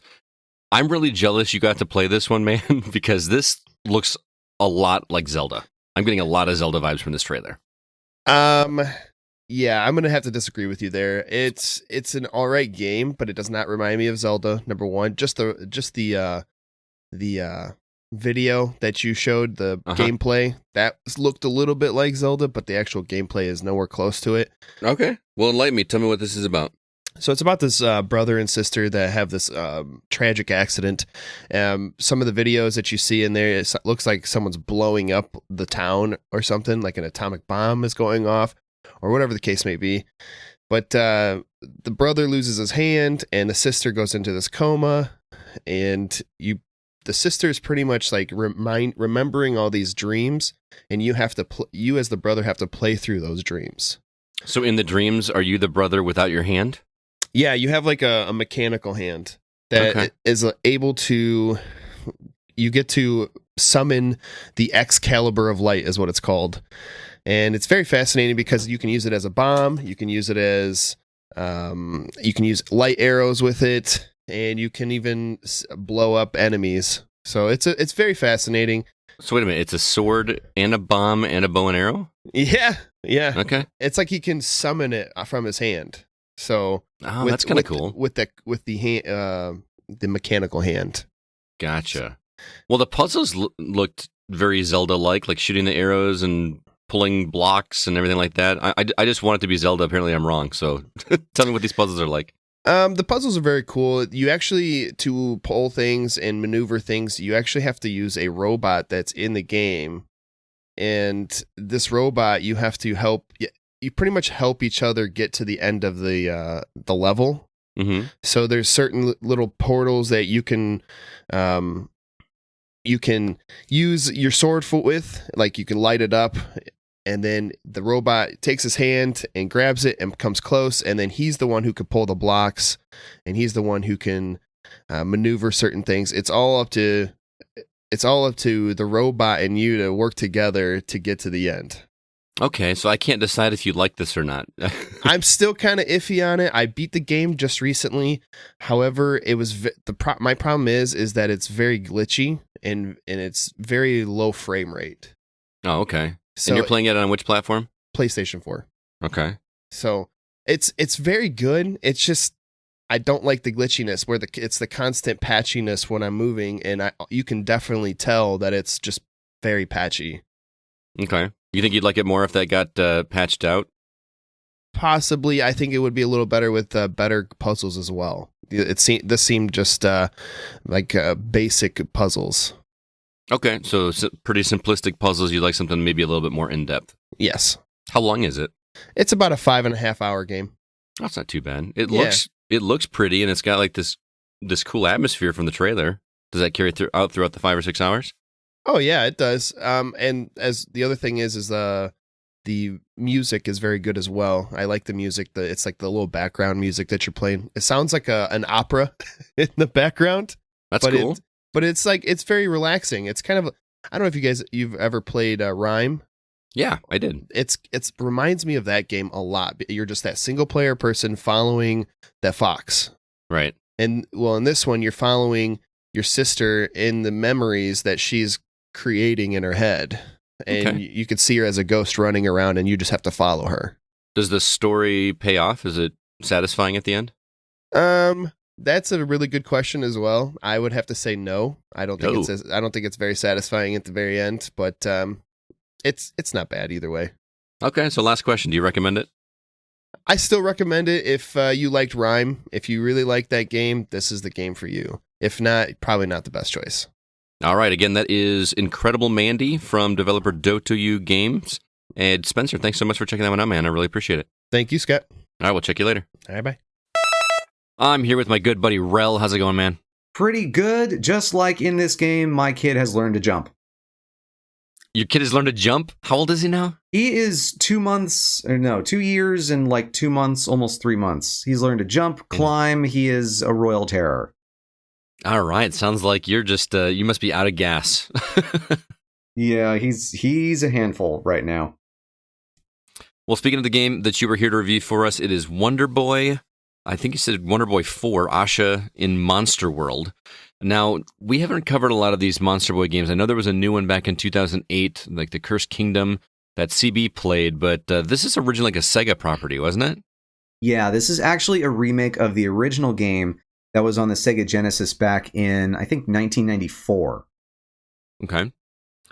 I will say, from looking at the trailer, it is one of the most vibrantly colored games I've seen in a while. There's just so much brightness. And I mean that in a good way. Yeah, it is aggressively colorful. Yeah. It's a pretty simple game overall. Like, it's pretty simple platforming. And I think that's in part because it was originally a Sega Genesis game, and they did a pretty faithful remake of it. Like, they bumped up the graphics quality, obviously. But otherwise, they kept it more or less the same, which is kind of both good and bad. Mostly because, like, the good is that it's a nice, colorful platformer. It's fairly easy in terms of, like, the level of challenge of the jumping and the enemies and whatnot. You just get a sword. You can charge up into a power attack, and the bosses have relatively simple patterns. The downside to it is that it has that sort of old school sensibility where the dungeons that you go into are kind of mazes, and you have to find, like, you know, initially, like the first two or so, you have to find the one key item that you need to progress, and then you need to find the place where you need to use it in order to progress into deeper parts of the dungeon, eventually fight the boss. And it kind of escalates from there, where, like, the third dungeon you go into, you have to find 5 different things in this giant maze of a dungeon without the benefit of a mini-map, and then figure out how to open the way forward by organizing these 5 key items. And all the while, it's just kind of samey hallways and no indication of where you are or where you need to go. And so, like, on the one hand, like I said, it's the actual platforming and combat, pretty simple, something that a kid could get into and enjoy. But then you realize, especially once the game progresses a bit, it gets really tough and really monotonous in ways that they could have alleviated with this remake. Okay. So it sounds kind of like old school sensibilities in terms of, like, I'm going to draw myself a map to remember where I'm doing this. And yeah. You know. Yeah. If you've ever played the original Metroid on the Nintendo, then you will have an idea of what you're getting into.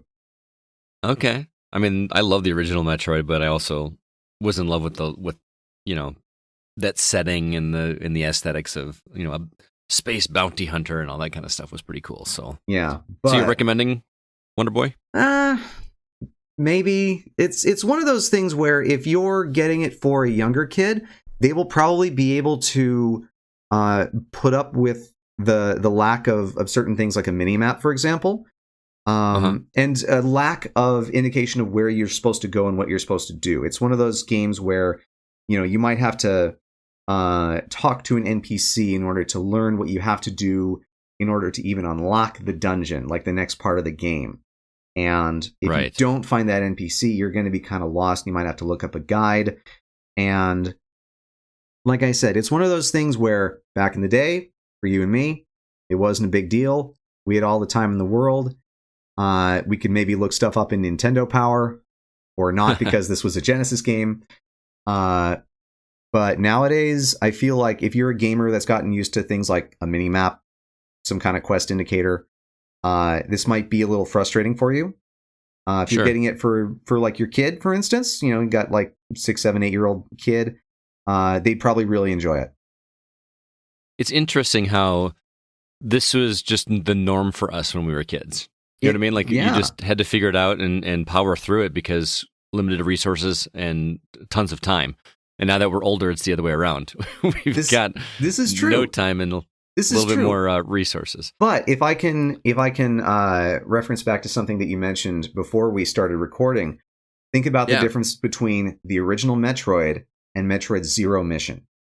Yep. Like Nintendo they put in that mini map. They let us be able to record where we were going and give us indicators about where we needed to go so that we weren't head in this direction. Yeah, so that we weren't just wandering around blindly through a giant world, right? Exactly. Which, it made it vastly easier to do. I didn't touch that game in years, and I finished it in 3 hours. So, try going back to the original Metroid and beating that in 3 hours. Yeah, and just mentioning Zero Mission makes me want to play it again. It was really good. I actually talked about it earlier this episode, so it was a lot of fun. A lot of fun. So yeah. Well, Relle, thanks for checking out Wonder Boy Asha in Monster World. It came from developer Art Dink and was provided to us by PR Hound. So I want to give them a big shout out and thank you. And again, Relle, thanks again for stopping by. I know you're going to have a written review for us on the site here shortly, but also you're not going to do a video review for this one, but I know you do lots of video reviews for other games. Where can people check that out? Yes, so they can find that on my channel at youtube.com/RellePlays. That's RELLE Plays. Awesome, man. Well, thanks again. You have a wonderful weekend, all right? All right, thanks. You too. I'm here with Thomas Becks. Good evening. And Kevin Honigford. Hey. How's it going, guys? Great, yourself? Doing all right. You guys are here to review a couple games for us. Let's start with Thomas. Thomas is playing a game called Of Bird and Cage on PC, which I think attracted both he and I because of the music as a number one factor, because we both are fans of heavier music. Is that right, Thomas? Well, the concept of this game is actually quite fascinating and very interesting because it's basically a heavy metal concept album in the form of a game. Oh, wow. Yeah, you're selling me so far. Yeah. So, that's the reason why both you and I were looking like, okay, this is something that we should look into. And since you don't have a PC that you can play games on, I mean, right. Let's not get started on playing games on a Mac. Right. It fell to me to give this a shot. Sure. So, usually I got the impression that this was also like a bit of an adventure game type. That's not entirely true. It is basically a series of QuickTime events interspersed with mini games and arcade sequences, all timed. So the music, once you get through the first part, the music starts and the music doesn't stop. So the music dictates the timing you have. It's, as I said, it is a concept album in the form of a game. So what you're doing has a lot to do with what you're hearing, with the lyrics, with the feeling that the music conveys. And I can already tell you that the music is very good. All right. If you're a heavy metal fan, or a metal fan, or a hard rock fan, you'll love this music, and you can find the music on Spotify. The whole album can be found on Spotify. So what happens is you have these QuickTime events, and the first time I played it, I tried it with the controller. The second time, I used mouse and keyboard. Now, as you know, I am not a console player. I mean, I have consoles, but I'm not very good at using the control when it comes to these games. So for me, playing with the mouse and keyboard was slightly better. But what I ran into was that I was not connecting with these minigames. And they were getting frustrating to me. So at one point, I just decided to let the timer run out and just accept whatever fate that was to these characters. So even if you fail the mini game, the game continues to go on? Is that part of like the choose your own adventure aspect of it? Yes. Okay. Because it is just the whole length of the concept album, which I finished the game in about 2 hours, 2.5 hours, slightly longer.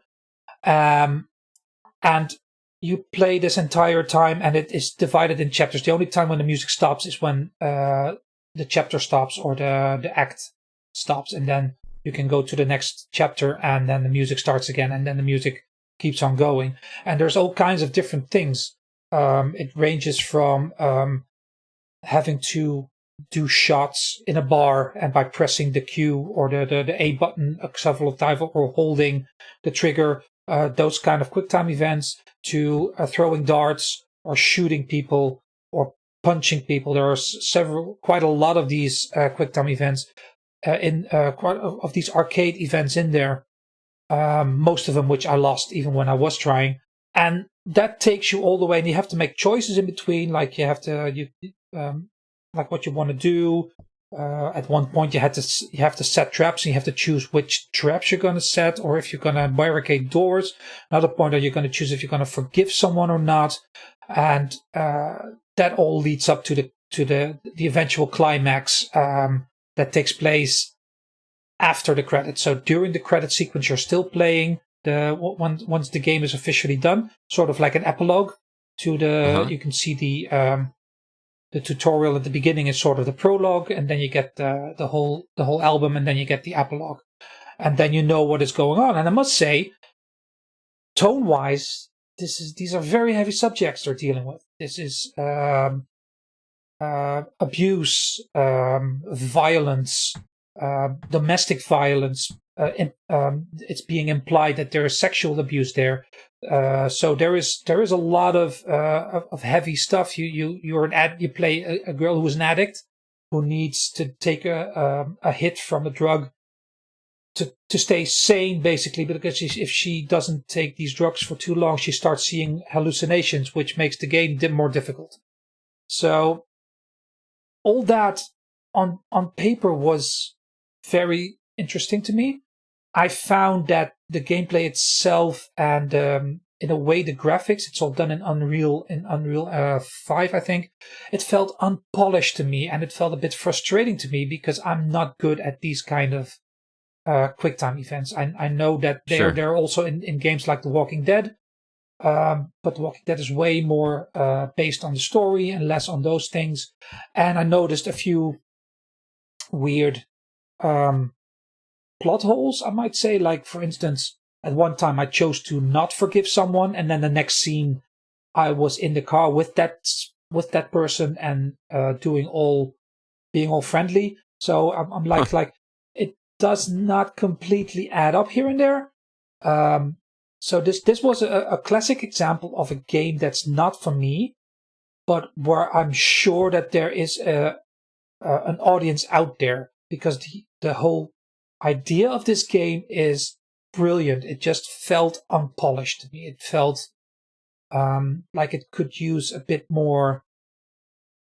Yeah, it could be a bit more smooth and look a wee bit better. But a little more time in the oven, maybe. But that is how it came across to me. I'm as I said, I'm very convinced that there is an audience, a big audience for this out there, because the idea itself is brilliant.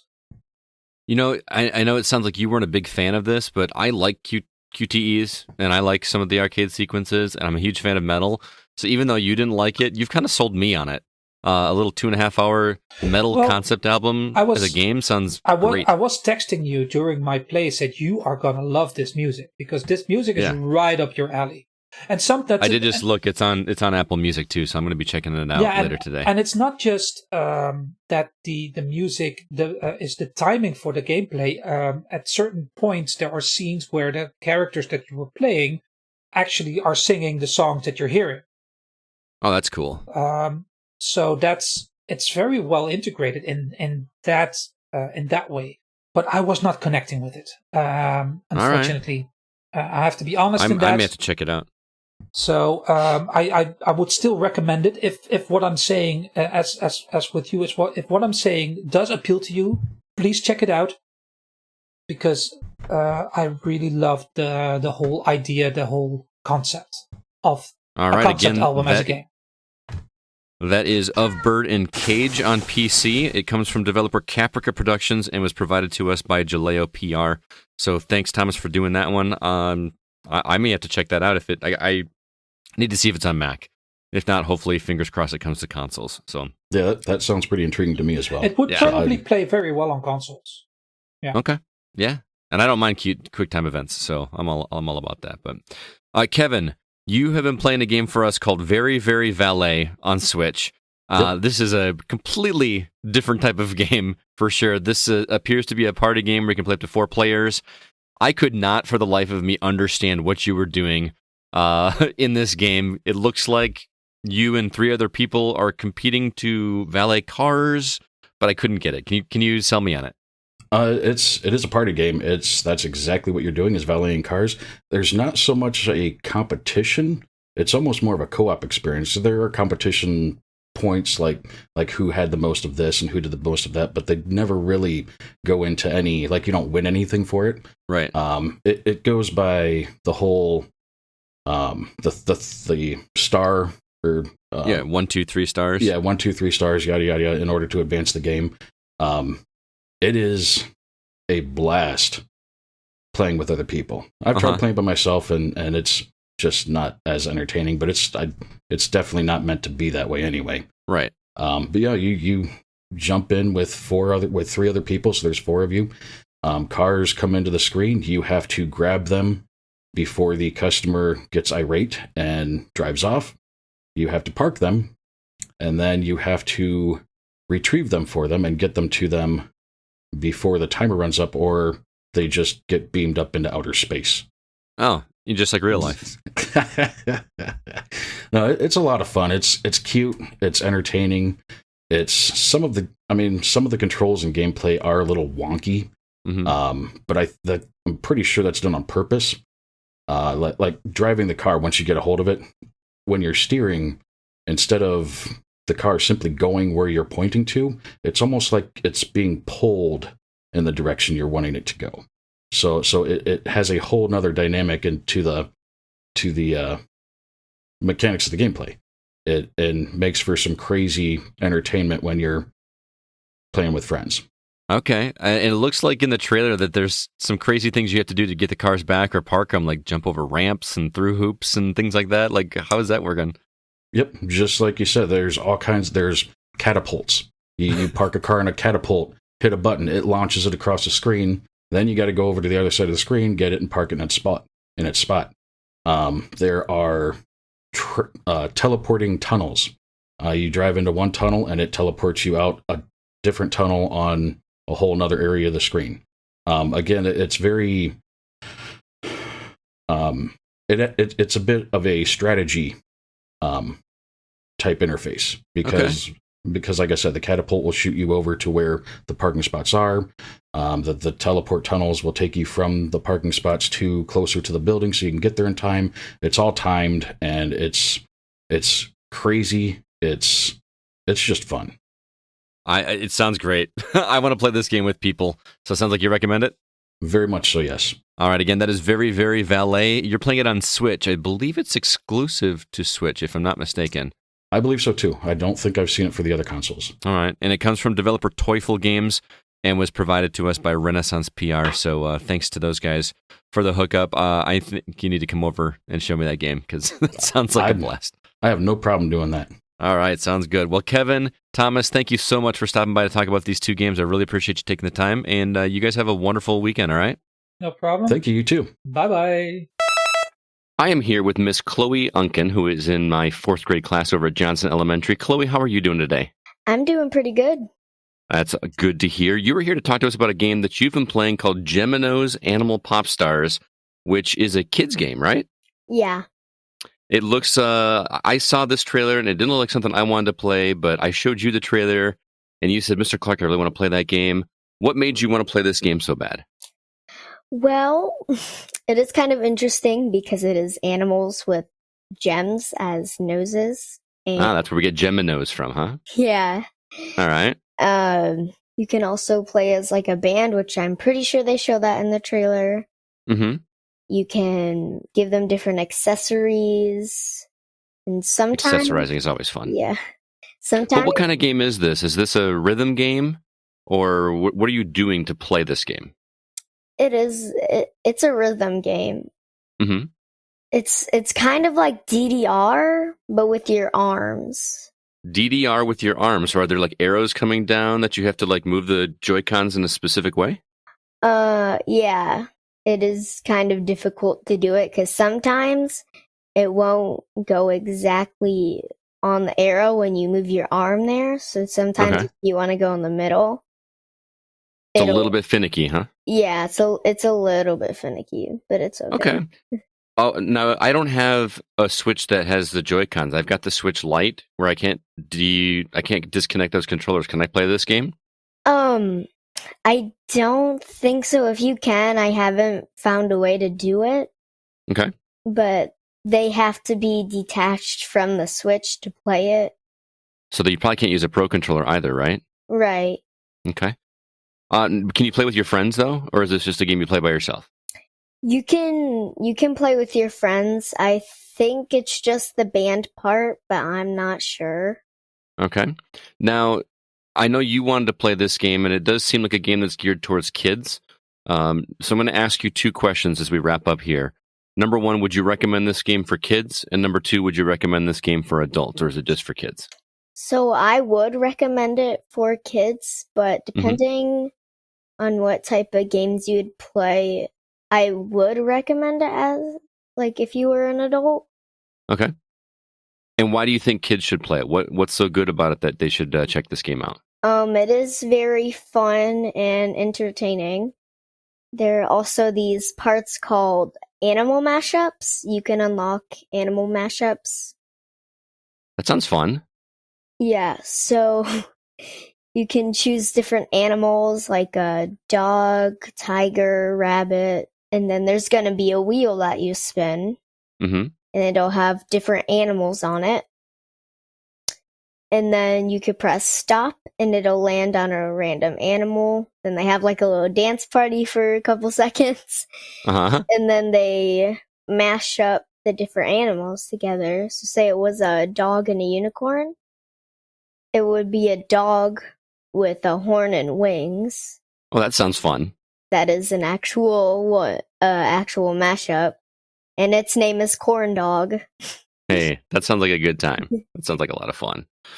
Well, Chloe, thank you so much for taking the time to review this game. It sounds like it's a lot of fun. Sounds like something that you recommend for kids. It is on Switch. Oh, by the way, Chloe, who made this game? The game was developed by Novarama. All right, and we also were provided the copy by Vicarious PR. So thank you to that firm for hooking you up with the review copy so you could check it out. Well, Chloe, thanks for stopping by. It was a lot of fun to talk with you and for reviewing the game. I hope you had a good time. Well, thank you for having me. Not a problem. You have a wonderful day, okay? Okay. Bye. All right, thank you to all 5 of you for checking out those games for us. We do appreciate it. Moving on, want to quick remind everybody that we do have a Facebook group if you'd like to join us over at facebook.com/groups/the GoCast. We have one new member to say hello to. So hello, Chris Schmidt, and welcome to the Gaming Outsider community on Facebook. Also, Discord, the link for that is on the show notes for this episode. If you'd like to join the conversation over there and maybe join some online games with the community, be sure to do that. Also, hit us up on Apple Podcasts or whatever podcast catcher you choose, and drop us a review. Let us know what you think and what ways we can make the show better for you. Also, our website, thegamingoutsider.com, where you can find all of our episodes, all of our written content, including Spencer's written review of Retro Machina, which released this week. And boy, does he love that game. He will not stop talking about that game, so be sure to check that out along as with all of our other reviews. Now let's jump into our From the Outside In topic.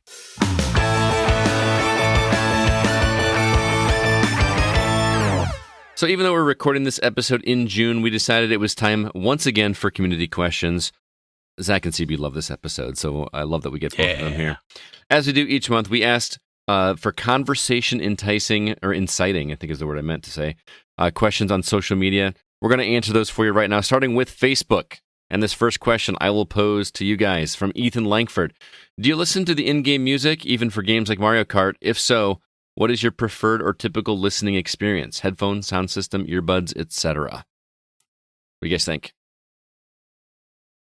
I do not always listen to the in-game music. I'm a big proponent of listening to podcasts while doing side quests or grinding, or generally like a game like, I mean, I'm probably not going to play a game like Mario Kart regardless, but yeah, I mean, if I'm playing through a story game, of course I'm listening to the game, and then in that case, I'm usually doing a sound bar that I have in front of my TV. That's about it. I was never a surround sound guy. I do value a good pair of headphones, but it's like sounds so whiny, but I feel like they do kind of annoy my head after a while. But if it's like Resident Evil 7, or what was that? Hellblade. Those are games where I had headphones on the whole time, and it was quite an experience for sure. Especially Hellblade. That game needs to be played with headphones. I would demands headphones for sure. Yes. Yeah. What about you, CB? I guess it also just depends on what I'm playing. If I'm playing something story-wise, yeah, I absolutely need to be listening to the game. But I know you've been there. When I go to like arcades, I pop in some earbuds and I have a specially selected set of music on a Spotify playlist that I just pop on, and I use it for anything that if I'm not paying attention, I have a playlist that I use for reminds gaming. me of that guy in Armada. Didn't he have a playlist for that's kind of where it started, and that's a great idea, and I have spent the better part of like 3 years kind of refining a playlist. Yeah. So I like that. That's super cool. Yeah. For me, I prefer headphones if I can. My problem is finding a really good pair of headphones. I actually just purchased, they haven't come in the mail yet, but I purchased a pair of these Sony headphones that my brother introduced me to. And I bought them because of the way that he sold me on them. He said, here, put these on and listen to this song. And I was listening to a song, and I'm just sitting there enjoying it. It sounded really good. It sounded really crystal clear. And they're Bluetooth, so they're not wired, so they're not the best. But he walked in front of me and started smiling at me while I was listening to this music. I'm just jamming out to this song. And he motions for me to take the headphones off. And I did, and realized that the mower was running behind me. He had started the mower while I was playing the song, and I could not, I never heard him start up the mower right behind me. It's kind of scary, but it's one of my frustrating things when I love to listen to music when I'm mowing, but it's hard to find a pair of something that earbuds just don't do it, because the sound of the mower or sound of whatever weed whacker constantly just overshadows the music. All I want to hear is the music. So now I can listen to just my music or just my podcast, whatever on that. So I'm excited. I don't know if those will work with a game. I mean, Bluetooth. I can do a Bluetooth headset with Xbox and PlayStation, right? I think with that one Xbox controller that I was showing you that has like the Dolby Atmos Bluetooth in it. Okay. But beyond that, no. Okay. Because I have a pair of Skull Candy Evos, which I have to use for my phone because unfortunately neither console supports Bluetooth headsets. That's a bummer. I do have a couple nice sets. I just always forget to use them, just because I actually have 7.1 surround sound in my basement, and I just like to kind of crank that up and just feel in it. But headphones do sound better. It's just, but as far as in-game, I always listen to in-game music, unless, like Zack said, it's something grindy. I think I listened to the entire Serial podcast while grinding through Black Flag 4 or Assassin's Creed Black Flag, doing all the where you go around and do all the chests and clearing everything. You don't need the music, although the sea shanties were kind of nice. Yeah. I'm sorry, but in a game like that, I'm listening to the sea shanties. When I'm on land, I don't care. Well, you can have a one earbud in listening to a podcast while you listen to the sea shanties with the other ear. Yeah. I also have a sea shanty playlist on Spotify, so well, that's a whole other level. He does. He came over last year when we were preparing for E3, or not E3, preparing for R2V2. And we're just sitting there working. He's like, I'm going to put on a playlist. And he just put on sea shanties. It's like, this is such that list has grown significantly. I found a lot more. I believe you. Next question comes from Sean Coates. He says, forgive me if this has been asked before, but what are some games you really liked in genres you typically don't like? I've got a really good answer for this. All right. Hades. I don't like roguelikes, but Hades is flawless. Yeah, you played a lot of Hades. Love Hades. Love it. But roguelikes in general, I still haven't really given Children of Morta a go, but otherwise, like I've tried to dabble in, here and there, and it's just, if it's not Hades, it's just still not a genre really for me. The more I hear about Returnal, the more intrigued I am in that. Mm-hmm. So I think when I get a PS5, I think I will play Returnal, but obviously not for $70. But yeah, just not really my genre, man. And another big one, I don't really like racing games. Like I don't even really like Mario Kart. I play it because people seem to love it. Mm-hmm. But Split Second, man, I adored. Yeah, I was going to say Burnout 3 for me, because again, I appreciate racing games, but I don't just seek them out. But Burnout 3 was one of the first racing games I played that like I was thinking of when I was at work. Yeah, that game was special as well. Mm-hmm. Okay. Yeah, I mean, for me, I guess is Star Wars Jedi Fallen Order considered a Souls-like game? Yeah.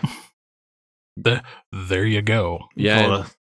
Souls Light, if you had to be specific, but yeah. Because I don't like Souls games. That's the only one I can really think of that I play.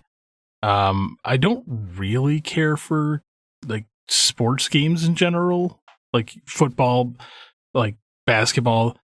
But I'm still stuck on the show, man. Like I'm surprised to hear this. Yeah, I'm still playing it. I love the show. So I love baseball, man. We need to play some of that together this summer, dude. Deal. I love the show. It's really good. And on the same token, I'm also not a big sports game guy, but man, NFL Blitz, every time I go to an arcade and they have NFL Blitz, and I'm with a buddy, I got to play. I think Sean Coates, I actually played NFL Blitz with him at Tilted 10 recently when we met up for something. We played Packers versus Bears. The good guys won, just saying. Sports game shout out to ESPN NFL 2K5. Okay. I played that game and I didn't really care about football. That was a fun game. It was good. That was good. That one was on the Dreamcast, right? Well, I played on Xbox. Okay. Yeah, no, it was post Dreamcast because it would come out in 2004. It was the $20 football game. Remember that EA? They got so scared of it that they had to buy the NFL rights. Yep, I do remember that. All right, next one is a threefer. Is that a word? Threefer from Amanda Sink. She said, "What game under 8 to 10 hours is your favorite?" That's her first question. Her second question is, "What game or games have changed your perspective on something, a moral issue, possibly, for example?" And lastly, and my most important question, which Monopoly piece are you? So 3 questions. CB, let's start with you. What games under 8 to 10 hours? Super Mario Brothers 1, 3, and Captain Skyhawk. Okay. There you go. I would have said Alien Isolation, but that actually takes like 20 well hours. over 12 hours. Yeah, you can do it in like 15 if you're all right. Should we do should we do this round robin where they do the 8 to 10 and then we circle back for? Yeah, let's do that. Sure. Yeah. Okay. Sounds good. 8 games under 8 to 10. The Uncharted trilogy, pretty perfect for that. The Sands of Time trilogy, if you want to go a little further back. All the Gears of War games. I will personally advocate for the Max Payne's 1 and 2 are tremendous games around that length. And Amanda, I know that you're into cinema, so Max Payne, if you can get over the initial graphics, hiatus, or get over the graphics hump, you'll have to get over. They're really something special, very cinematic, very narrative like that. Yeah, you hit the big ones. Gears and Uncharted were on my list as well. Boy. Is Bioshock 8 to 10? Is Bioshock? Bioshock, I mean, I think it's possible. I want to say it's a little bit longer, but you're really, by the time you're in that ballpark. By the time you get to 6 or 7 hours, you're going to be so invested anyway that if it does take you 12 hours, you're not going to care anymore. Right. That series is really good, and you can get that collection for really cheap. Get all 3 of those games for like less than $20, sometimes $10. Yeah, 2 of them are really good. Yeah. yeah. I mean, hey, I got a curveball one for you. Far Cry 5. That is not under 8 no to way. 10 hours. You can beat it. You know, maybe that's what I should do, right? Play like just mainline Far Cry 5. I mean, well, I was referring to the joke ending. Oh, where do you not do anything? Is that the joke? You just start the game up and let it play. Was that not Far Cry 4? 4 and 5 3. did it, yeah. Oh, they did it. 3 didn't do it. 3 did not do it. 4 did it where, like, at the beginning with Pagan Min, and he says, wait right here. I'll be right back. And then he leaves the room. And if you wait, like, something like 14 minutes, he actually comes back and the game will end, like, right then and there. And in 5, they did something similar. It's like 5 minutes. It's not even that. Because the game starts, there's a cutscene. Wait, standing still for 5 minutes in video games feels like a lifetime, though. Yeah, try doing it for 14. Well, I think the actual decision in Far Cry 5 is like 45 seconds. Huh. Metal Gear Solid, great game. Under 8 hours. Oh, man, that, of all the ones being remake Yes. that one. And don't do it Twin Snake style where you animate up the cutscenes. No. Just do a straight remake of Metal Gear Solid. That would be a stone cold stunner. Like, and you don't even have to hire Kojima back for it because it's already written. Right. Actually, Man. another one, Resident Evil 1. Oh man, if you want to go a little bit more modern, Resident Evil 2 remake. Perfect game. Or 3. Oh, you can do Resident Evil 3 in Well, under 8 hours? Resident Evil 3, you might be able to get like 5 hours.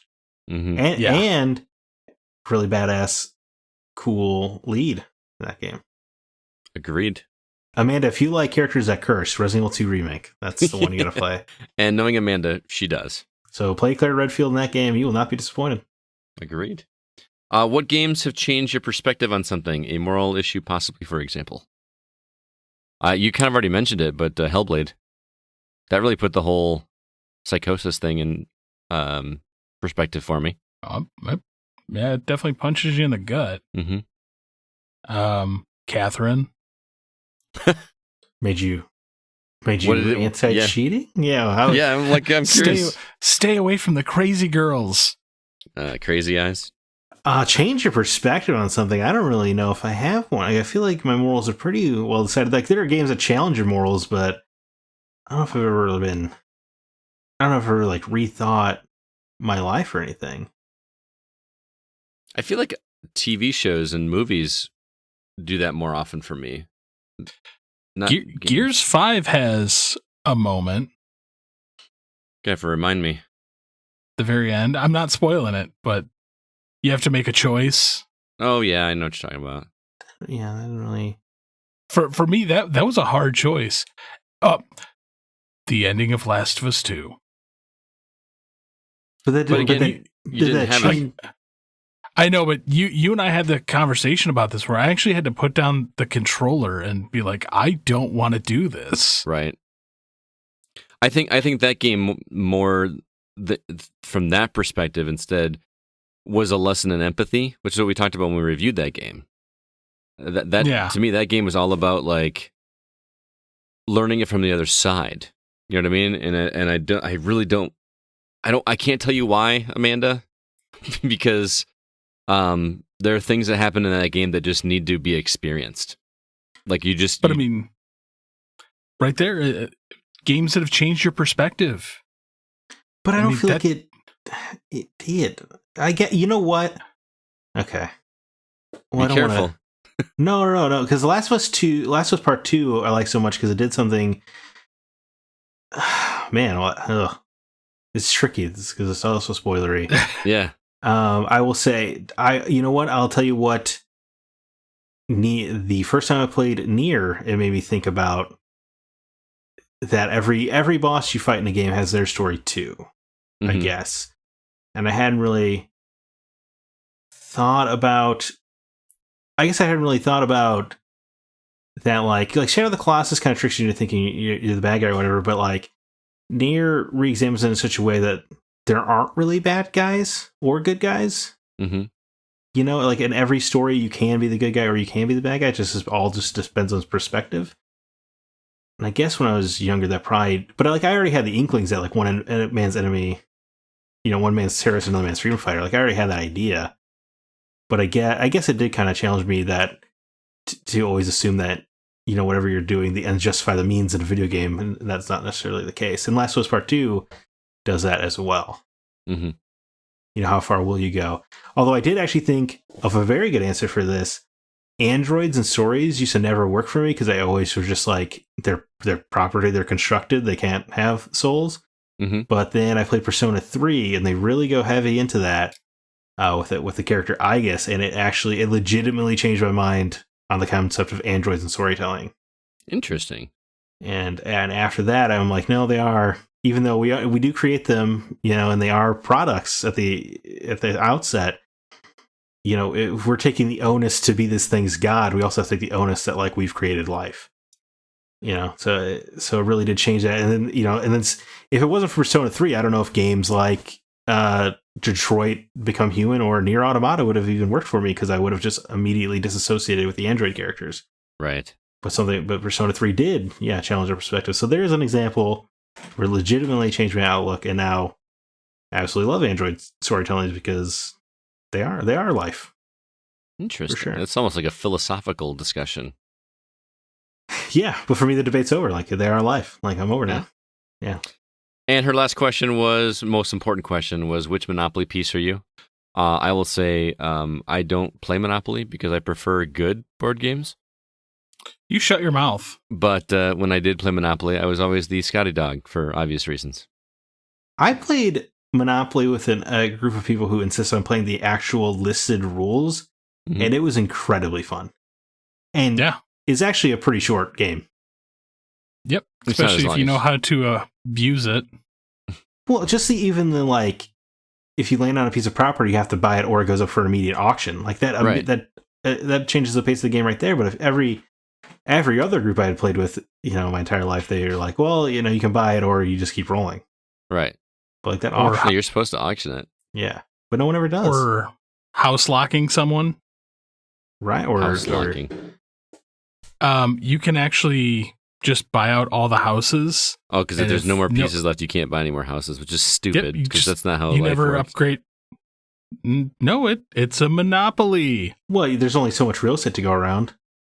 There's so much real estate, but there's not like a limit on materials. The construction crews can only build so many, Scott.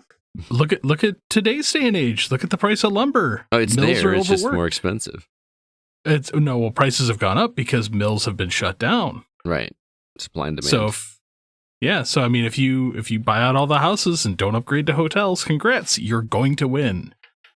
As far as me, back to the topic. I play with Han Solo. Oh God.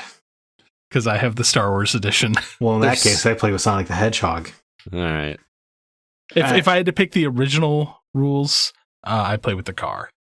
I couldn't confidently tell you what the pieces are. I remember there was an ironing board. I did not remember there was a car until not an ironing board, just an iron. It's an iron. I apologize. An iron. There's a thimble. There's a car. Iron, there's a dog. Car, hat. There's a hat. The top hat. And a shoe. I think I would play with the hat. Yeah. All right, next question. Aaron Peterson. Lara Croft and Nathan Drake are searching for the same treasure or artifact with the same gear, map, and knowledge. Who gets there first? Are we talking current Lara Croft or 1990s Lara Croft? Because if it's current Lara Croft, I think Lara Croft all day. Well, okay, if it's 90s Lara Croft, she's kind of a superhero, and she's already beaten both of these other two. Right. As for Lara versus Nathan, I think Lara's going to get there first because she's actually going to read the map. That's a good point. Yeah, Nate kind of CBs his way into stuff. Hey, it works. Nathan Drake will look at the map and be like, well, it's in the forest of Ghana. And, and then they get there and Sully's like, but where are you at? He's like, it's here somewhere. We'll find it. And then he'll dumb luck his way into it. Yeah, but Lara's actually going to read the map and be like, well, it makes sense. Okay, if I triangulate from here, this is where it is. And she'll actually get there. She'll be in and out before Nathan Drake even shows up. Okay. That is also probably true. But you'll know Nathan Drake has been there because it'll somehow explode on his way out. Yeah, I tend to agree. Just because I feel like between the two, Lara is smarter. I feel like Nate knows a lot about history. Lara does as well, obviously. But Nate has that personal connection because he's actually related to Sir Francis Drake, so he feels like he's part of history a little bit. Obviously, we all are. But I think Lara is more, cautious and think through it. Although then things happen in the second game too, so she kind of goes with emotion. Or not in the third one. Like she kind of she wreaks some havoc in the third game herself. Well, yeah, that's true, but I feel that Nathan Drake kind of dumb lucks it. Inspector Gadgets his way into getting everything. Lara does kickstart an apocalypse at the beginning of Shadow of the Colossus or Shadow of the Tomb Raider, but she does that because she legitimately got to the artifact perfectly. Right. That's a good point. Yeah. So I think that's 3 votes for Lara. I agree. Yeah. Not to I love Nathan Drake, don't get me wrong, but his personality is messing it up. I agree. Stefan Rombing says, name a game that you felt from seeing the trailer that you could play for months, but when it got released, you were done after a day. Biomutant. Oh, excuse me. Yeah. Biomutant's a good answer. If I had, I'm thankful THQ sent us a code because I would be even more upset if I had paid $60. And if I was not playing it for review, I would not have completed Biomutant. There's no way I would have played something fun, more fun. That's so sad because you were so for that game for so long, years. Yeah. I think a better answer though for me is actually probably Darksiders 2. Okay. Because I thought Darksiders was, it was an incredible Zelda game. Mm-hmm. Just remarkable. And then I was stoked for Darksiders 2, and you're playing as a different horseman, and they were going way heavy on the lore. There was like Lords of Ringing going deep. It was super cool.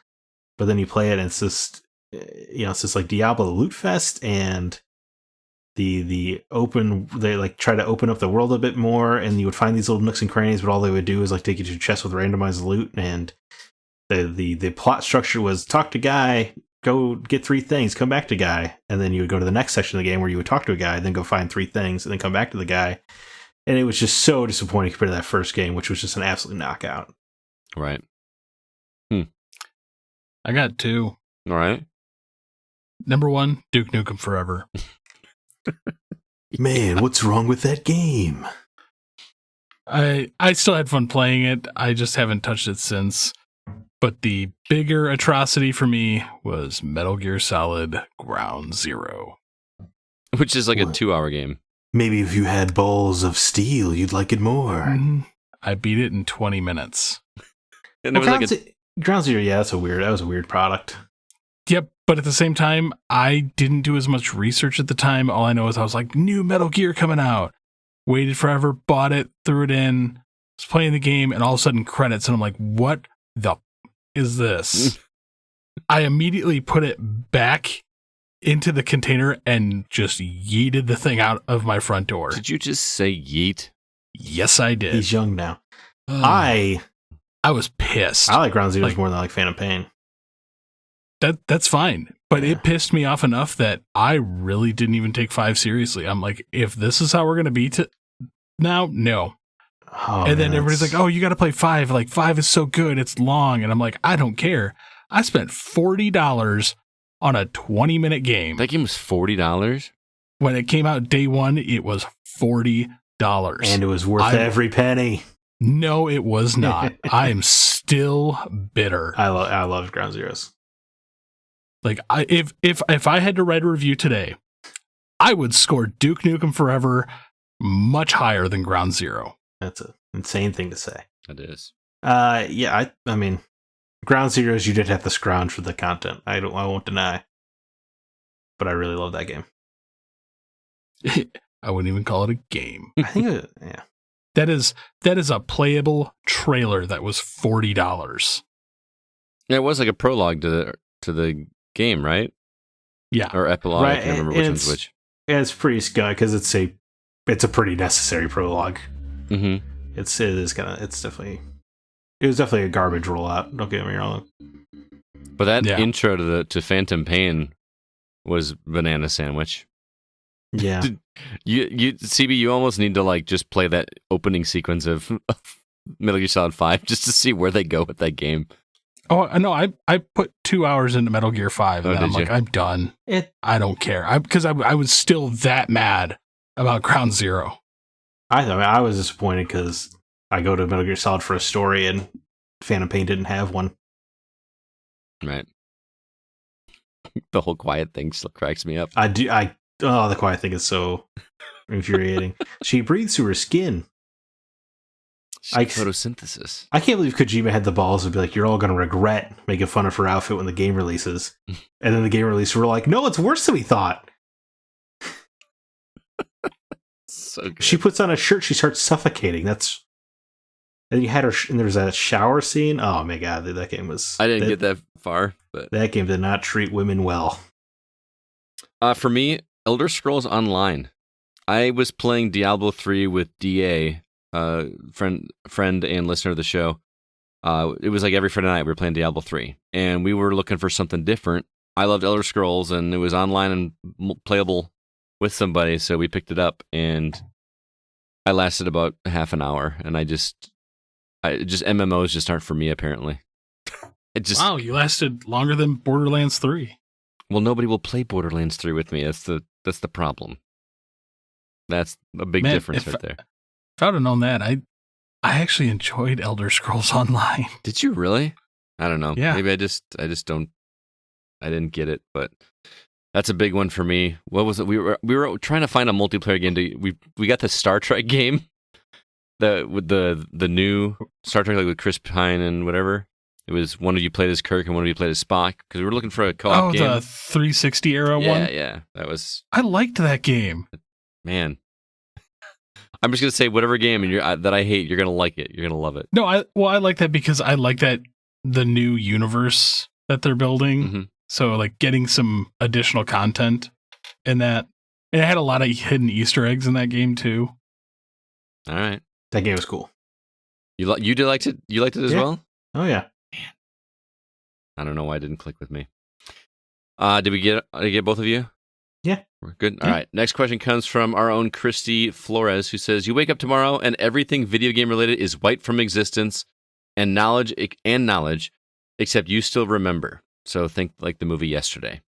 How devastated are you? Which game or system do you miss the most? Zach, start with you. Well, obviously, I would miss Draconeer the most. And a system, I'd probably miss PS3 the most. That was a console I had as I was transitioning into adulthood. So a lot of memories tied up with that. Yeah. I would hate to live in this world. Although I'll tell you what, much like the main character of Yesterday starts writing Beatles songs himself, you bet your ass I'm making some Zelda Mario games. Right? I got this great idea, guys. We're gonna make a plumber that eats mushrooms. Check, guys, it's like Lord of the Rings but interactive. Let me tell you about it. Yeah, that's the part of that. We would all do that exact same thing, by the way. Oh, in a heartbeat. Yeah, it was a very honest movie in that way. Mm-hmm. Great movie. I really appreciated that movie, by the way. Yeah. Even as someone who does not care about the Beatles or really music, I thought Yesterday was awesome. Mm-hmm. I agree. I liked it quite a bit. I need to rewatch it. CB, what about you? You should already know the answer to this. It's Galaga and NES. Yeah, I figured as much. I mean, just too many memories tied to my dad. So yeah, I mean, I think for me, obviously, there's the Zelda series, but I know you guys are probably thinking I'm gonna say like some classic console. I'm gonna say my current Xbox because that's what I spend most of my time on right now, or PS5, one of the two. I've actually been spending just as much time on PS5 as I have on Xbox recently. So, because I'll miss the old ones, but I'm gonna miss the one I'm playing more right now than I would have the old ones. No, that's a smart answer, but I guess CB pretty regularly uses NES, and I still use my PS3 fairly often too. So I think we still use the things we miss. Sure, but the modern consoles is probably the smartest answer. Yeah, I mean it is. The only reason for me I can't say that is because I legitimately do have an NES hooked up upstairs and downstairs, and it gets used on the regular. Yeah, nice. That's true. So very true. Last one from Facebook comes from Gary McCullough, and he says, what is your most disappointing game that you were excited about? Man, I mention this all the time, but Journey. I wanted to like that game so much. I haven't talked about it in a while. That game still angers me. How excited I was for that game. You guys? I'm trying to think that I'm excited Biomutant? about. It's up there. Man. Yeah, CB's gonna have to go first. I'm sorry. Again, still falls into the Duke Nukem Forever category. Yeah, this is a very similar question, but Yes, Darksiders 2's up there, but Skyward Sword maybe. you know that would probably fall in mine too because I never finished it. I was So annoying stoked at for the that beginning of the game. So I was gonna say Uncharted 4, but I guess I was never actually excited for it Really? Why not? because the story was done with 3. Oh, okay. I guess I was excited when the Amy Hennig version was in development, but then after she got booted, and I didn't need it. I didn't need Uncharted 4 even when Amy Hennig was making it, but I was like, at least I can get on board for it. But I didn't need. Right. I didn't need. Actually, I have a more recent entry. Okay. The Avengers game. Oh, that's a good one. That's a heartbreaking one. Because I know you, Zach, you and I were both excited in the beginning for it, and then that just felt like a punch in the stomach. So much potential. I think No Man's Sky was one that I was really stoked for just from hearing everybody talk about it and like what the possibilities of that game were. And then I actually played it, and I granted they've apparently updated it and everything, but it was too late for me at that point. So Dead Island. Dead Island is a great answer. Yes. Oh, I man. I don't know. I had fun with Dead Island. I know. Hey, I'm happy for you, but But the game that we got was not what the trailer sold us. Watch Dogs. I like Watch Dogs. Yeah. I had fun with it, but that was definitely a game that the trailer was different than the game. Visually, at least. Go back and play Assassin's Creed 4. You shut your mouth. What? Didn't like that game. My God. Loves 3. Doesn't like 4. I'm not alone. Okay, 3's a great game. I like 3. I like 3 too. Before, I don't know. Maybe it's another game I got to replay. I don't know. All right, moving on to Discord. Thomas Bex asks, swap the styles of 2 completely different games. Which ones would you do? For instance, swap Super Mario Brothers with Arkham City. Would you play it? I am really intrigued to hear Zach's answer on this one. Well, I think a Mario game where you're in a prison and you have to beat up a bunch of Goombas and fist fights sounds awesome. And I think we all deserve to play it. Wait, what? What game are you mashing up here? No, I'm doing Mario Brothers Arkham City, where Mario, he's trapped in this villain-themed, decrepit area. Oh, I see. Okay, you're going off of his suggestion. I mean, that sounds great, and they should do that. As for 2 different, this game was hard, or this question's hard for me. This is legitimately not easy. So let's have 2 different games. Let's do. I don't know. I want to swap 7 Days to Die and Assassin's Creed. What's 7 Ways to Die? I don't know that 7 Days to Die is I believe it was Telltale, but they made a survival game. Okay. Kind of like Subnautica or Stranded Deep, where you got to roam around an area and build up your base and just kind of venture out and explore the world. But I want that with Assassin's Creed. I want a world build in Assassin's Creed. All right. And build that's all I want to do in that universe is just world build. I think I'm thinking a little more simple, like where am I doing 2 games totally completely opposite of each other? I'm thinking of dropping because I've never been big into Sonic games like you, Zach. In my mind, I want the Sonic games to be something else. So I'm thinking of taking the character of Sonic and putting it into a runner type game. You know what I mean? Where it's all about keeping that momentum going and going and going and going. Because I never felt like I could do that in the original games because I was terrible at those games. You know what I mean? But if you do it in a runner format where it's all about, I don't know, add a slide mechanic or tighter jumps or something like that. And or just get better. That too. And it just gets faster and faster and faster and faster. Like just would be a lot of fun. I'm gonna do Doom and Final Fantasy 9. Whoa. Okay, I'm listening. So I want Doom Guy in an over the top. If it would be a turn-based game starring Doom Guy and some compatriots, and it's just over the top, bloody, gory, turn-based combat. I'm in. Sounds Bloody, awesome. gory, turn-based combat actually sounds pretty freaking awesome. We don't have that. Because Right, every and time you have a JRPG, it's always like the character just kind of stumbles back or whatever if they get sliced with a sword and then disappears into a mist. So take Doom Guy, drop him into Final Fantasy VII Remake style, and add a crap ton of blood. I'm going to go back and just regular Final Fantasy VII. Because I want that, like, almost pull-back turn-based camera, because then your summons are going to be when you go into first person. You just saw you Doom Guy just shred people apart. Dude, that's Also, that's a fantastic idea. Thank you. Thank you very really much. like I want that to idea. I want to annoy Scott Clark, and I want to drop Zelda into the Ikaruga universe. Why? Just ruin it for him. Just Link's at a Link you has to just- keep going. But Link's attacks have to be like bullet hell binary. Oh my god. I So think it's a- kind of, but you're changing between Link and Dark Link the whole time. there you go. That'd be cool.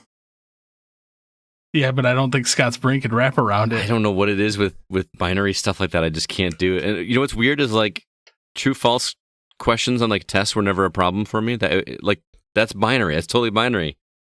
I don't know what it is with games that I just can't do it. If it's one choice or the other, I struggle. I don't know why. Man, I think that actually would make a really fun boss in a Zelda game. Like a binary boss battle where you'd have to flip between light and dark Link. I think it'd be cool. It would be cool, I should make games. Look at these ideas I'm cooking up. right? I don't know, this Doom turn-based game, I think I might have to put that one away. I think we just need any turn-based game, JRPG with gore in it. But Yeah. that's just never happened. I at least I can't think of one. Not like, and then like, just have a very metal-inspired soundtrack the whole way through. Yes. Have Grant Henry get in there, that'd be great. Yeah. Higher Little Metro Metal, yeah. Drew Ross says, how do you like your burgers cooked? And what do you like on it? Medium for me. Usually I like my burgers plain. I just like cheese, meat and cheese. But if I'm feeling condiment happy, I lettuce, tomato, mayo. About it. I don't like ketchup on my burgers anymore. Burgers are done medium well for me. Steaks are medium rare. That's something I like. I always order the burger medium well because it guarantees that you'll get some crispness on the actual meat patty, and I like that. You get some Christmas? Crispness. It totally sounded like you said Christmas. A little bit of crunch. And then, just throw some cheddar on there. Maybe some bacon if you're feeling frisky. Oh yeah, bacon's a must. I'm not opposed to a medium burger. Don't get me wrong. There are some places where they'll start to cook it in a rolled up ball, and they'll like make sure the outside's well cooked, and then they'll smush it down. Uh-huh. Because flat iron style. is that what where it almost like tastes well on the outside, but then medium on the inside? Mm-hmm. That's a perfect burger. Like, I do like my meat to be a little pink like that, but I want the outside to have a little crispness.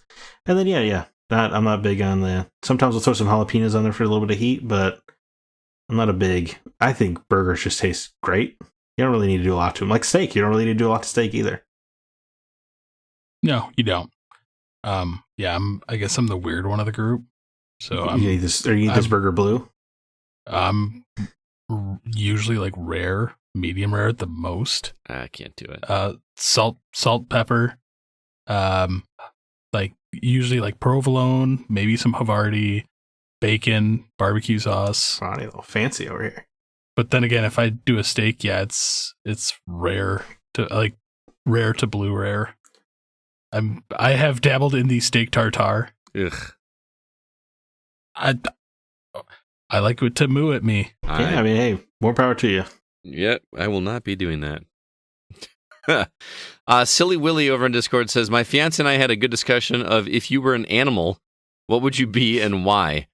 You can't assign yourself an animal. The other Go members have to assign it for you. So Zach and I have to come up with an animal for CB and so forth. I don't know. It's about to get mean. I'm not being mean. I'm just thinking a big teddy bear. Chris Wait, is a bear hug kind of guy. You know what I mean? for CB, I'm gonna go like a condor.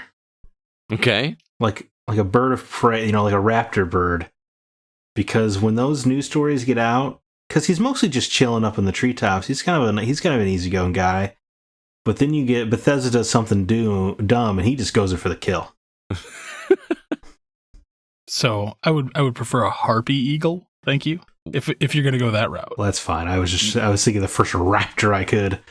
What kind of animal just goes like headlong into a fight without thinking? That would be a honey badger, sir. Honey badger. Yeah. Chris is a honey badger. Honey badger sure. don't care. I can live with that because that is my spirit animal. There you go. There you I've go. told my wife that. That's cool, man. For Zach, I don't know. CB, do you have any ideas? Cat. A cat? Why a cat? Oh man. But not like a house cat. Okay. Like a wild Just- feral cat? Well, I was gonna say more like a big old savannah cat. Just because he's chill, he's laid back until like somebody messes with him, or he just kind of like essentially just gives somebody the finger and be like, mess around and find out. All right. I can go with that. I don't know. I'm trying to think of animals because Zach is. How do I describe it? He's not like I wouldn't consider him an extrovert or an introvert. I just he's a little bit of both. I'm trying to think of an animal that. That's why I said cats, man. Because cats tend to be like in their groups, they tend to be a little bit extroverted, but at the same time, they can be very introverted as well. Mm-hmm. I feel like we get the real. I feel like we get the true Zach on Twitter. I think so. True. Yeah. I feel like we're getting a true Zach here, don't you think? No. I'm not saying it's not a true Zach. I'm just. No, you get a true Zach here. I don't know. I can't think of a better example than a Savannah cat. Specifically, a Savannah cat. I don't know. Well, it's just that they work well in their groups. Like they tend to have a few people that they like to keep close around them. Mm-hmm. It's a pack. And then like everything outside of that, it's like, no, I'm ready to burn you to the ground. All right. Last one's me. Golden Retriever. I was gonna say either like That was a very quick answer. just something that's really loyal. Be like, hey guys, let's be friends. Yeah, just a very a nice little doggy. I was gonna say more like a Labrador. I mean that works too. I was just thinking like an all American classic dog, Just like a super nice guy, people pleaser. Yeah, wants to be buds. You could probably take advantage of him. You could teach a dog to do some. Like you don't ever want to get a paper, the dog gets it for you. I feel like he could have Scott get your morning paper for you every day. Actually, you know what? I will back you up on the Golden Retriever just because you can get those dogs to do some dumb things and they'll come back and they'll do it again. Yeah, no, I'm not saying. No, hey, I'm not saying we should. I'm saying I feel like I think you're just such a nice guy that you could take advantage of you. We don't obviously. We've made you play bad and stupid games, and you come back and do it again. All for the sake of the podcast. That's different. It's different. True, but you're loyal. I mean, you like to meet new people. You get excited. That's true. Yeah. I mean, you get excited really easily over some dumb stuff, but when you have your down moments, like you're just like, I'm down, guys, and then when you do something that like gets you excited and you're good to go again. I'm a golden retriever. I never expected that, but I can totally see it now. Silly Willy, you should let us know what you think all of us are too. That'd be fun. I'd like to hear that. And the last question comes from Jordan Derringer High, and I really like this one. Who are your top characters for each of these games? Mario Kart, Smash Brothers, and Mortal Kombat. And what draws you to these specific characters? I'll start. I'll say Mario Kart for me. At least on Super Nintendo was Toad. Oh, okay. Toad was my go-to. Either Toad or I think Toad was in. I'm sorry, not Toad. It was the Koopa Troopa, the little like turtle guy, and he was in the original one, and then in 64. But I don't think they brought Koopa Troopa back for the later ones after that. But either Toad or Koopa Troopa for me. What about you guys? Let's start with Mario Kart. Bowser. Top high speed. Just because it's also like you aggressive take up the road. Yep. Aggressive. Does not surprise me. For me, it was Mario. Just straight up Mario. And it was because I mostly played with my brother, who was then Luigi, because he's my younger brother. Gotcha. I will say But an even younger brother, and he played as Toad because he's the littlest one. But he's an interesting human being. So we just, I liked Mario. I will say on the newer ones, when they finally brought Link over to Mario Kart 8, I started playing as Link for obvious reasons. But I usually, like in Mario Kart Deluxe, I usually play as Link as well. Yeah, just because it's cool. He's got a sword on his back, man. Well, and then you have the Hyrule Cycle. That's pretty rad. Yeah. Or like the little I can't wait the glider thing. I can't what you call it. It's got like the Zelda crest on it. It's all cool. Yeah. What about Smash Brothers? My answer's the same. Link. Yeah, it's easy for me. Ness. Link. Yeah. Link is the coolest. Ness because the baseball bat. Ness is great. I also like Star Fox just because he's cool. McCloud, you mean? Yeah, you're right. Fox McCloud. I apologize. Because he's awesome. I feel like he had some quips that I liked. I want to say on the 64 one as well. Yeah. Because he actually talks. Right. But yeah, Link in that B up attack as well as the like a B down or A down rather. It's Link's a guy, man. It's one of the reasons I like Kirby too. Just turn into a stone. Yeah, he's fun. I haven't played a Smash Bros. Since Melee, so I'm not ultra informed. When I played Smash Bros. For Switch at E3, I played as Bayonetta. There you go. Yeah. Fair enough. And lastly, Mortal Kombat. Smoke. Sub-Zero. I'm super playing vanilla, say Scorpion. Just the get over here thing was just too cool.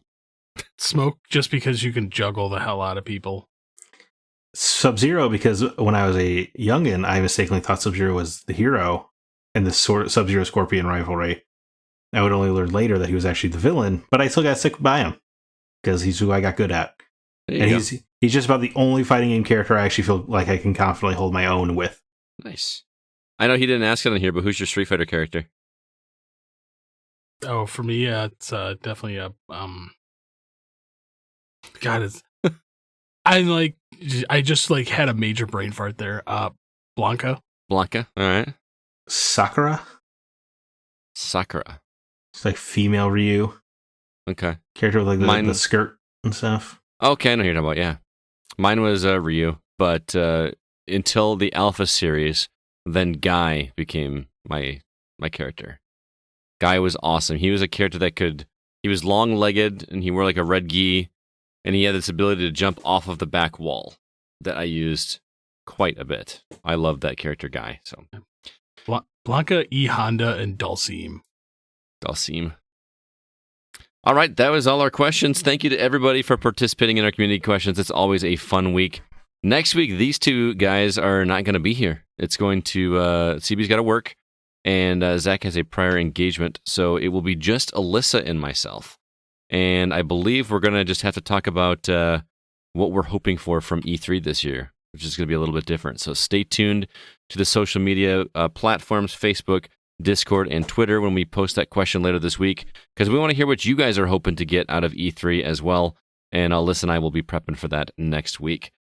But that's going to do it for this episode of The Gaming Outsider. Zack, any parting words before we get out of here for this week? Don't listen to Twitter. Relle is a great movie. It is a lot of fun, and I think in many ways, I think of it makes me think of Fight Club, because I think Fight Club is a movie that every teenage boy watches and adores and aspires to be, and I think Relle is kind of like the teenage girl answer for that. Huh. I actually really want to see it. It's really good. I want to see that, and I really want to see A Quiet Place 2 as well. And yeah, I do want to see that slightly, but I don't know. There's something about Relle that caught my eye, whether it was Emma Stone being British or whatever. It's highly recommended. Nice. CB, how about you? I finished 2 TV series this week. All right. I finished Castlevania. All right. How was it? Which ended surprisingly well. They left it in a good place where I'm like, I'm happy with this. I respect the hell out of their decision to go out on top. Yeah. They're not. Yeah, rather than fade out, like, I'm really happy with that. They're just like, we're the best video game adaptation, and mic drop. Yeah, they definitely win that award for me. But then I also finished Lucifer. I have been told to watch that show. That show is great. How many seasons? Currently 5, and there will be a 6th. Oh, okay, it's not done. But it ended very strangely. Okay. So I'm not sure how I feel about it, but I love the character. So because it definitely falls into that the Sandman universe. Lucifer played a big role there in the Sandman comics. And it's another character that involves my boy John Constantine. So right, yeah. Lucifer crossover with Legends of Tomorrow. I remember that's cool. Yeah. So overall, very good, but definitely the ending of season 5 is strange. All right, I will put that on my back burner list of shows that I need to check out because there's so many. But we're going to go ahead and get out of here. Zach and CB, thank you both for being here. As always, it's great to talk with you guys. Everybody out there listening, want to remind you again that The Gaming Outsider is produced by Mr. Nate Lucas, and all the music that you hear in this episode is written and performed by Grant Henry of Stemmage and Metroid Metal. Be sure to check out his website, stemmagemusic.com. Also, email us if you'd like to. Our address is feedback@thegamingoutsider.com. But until next week, I'm Scott Clark with Zach Parkerson and Chris Behrensmeyer, and we are The Gaming Outsider. And remember, there's no such thing as a bad game, just games that aren't for you.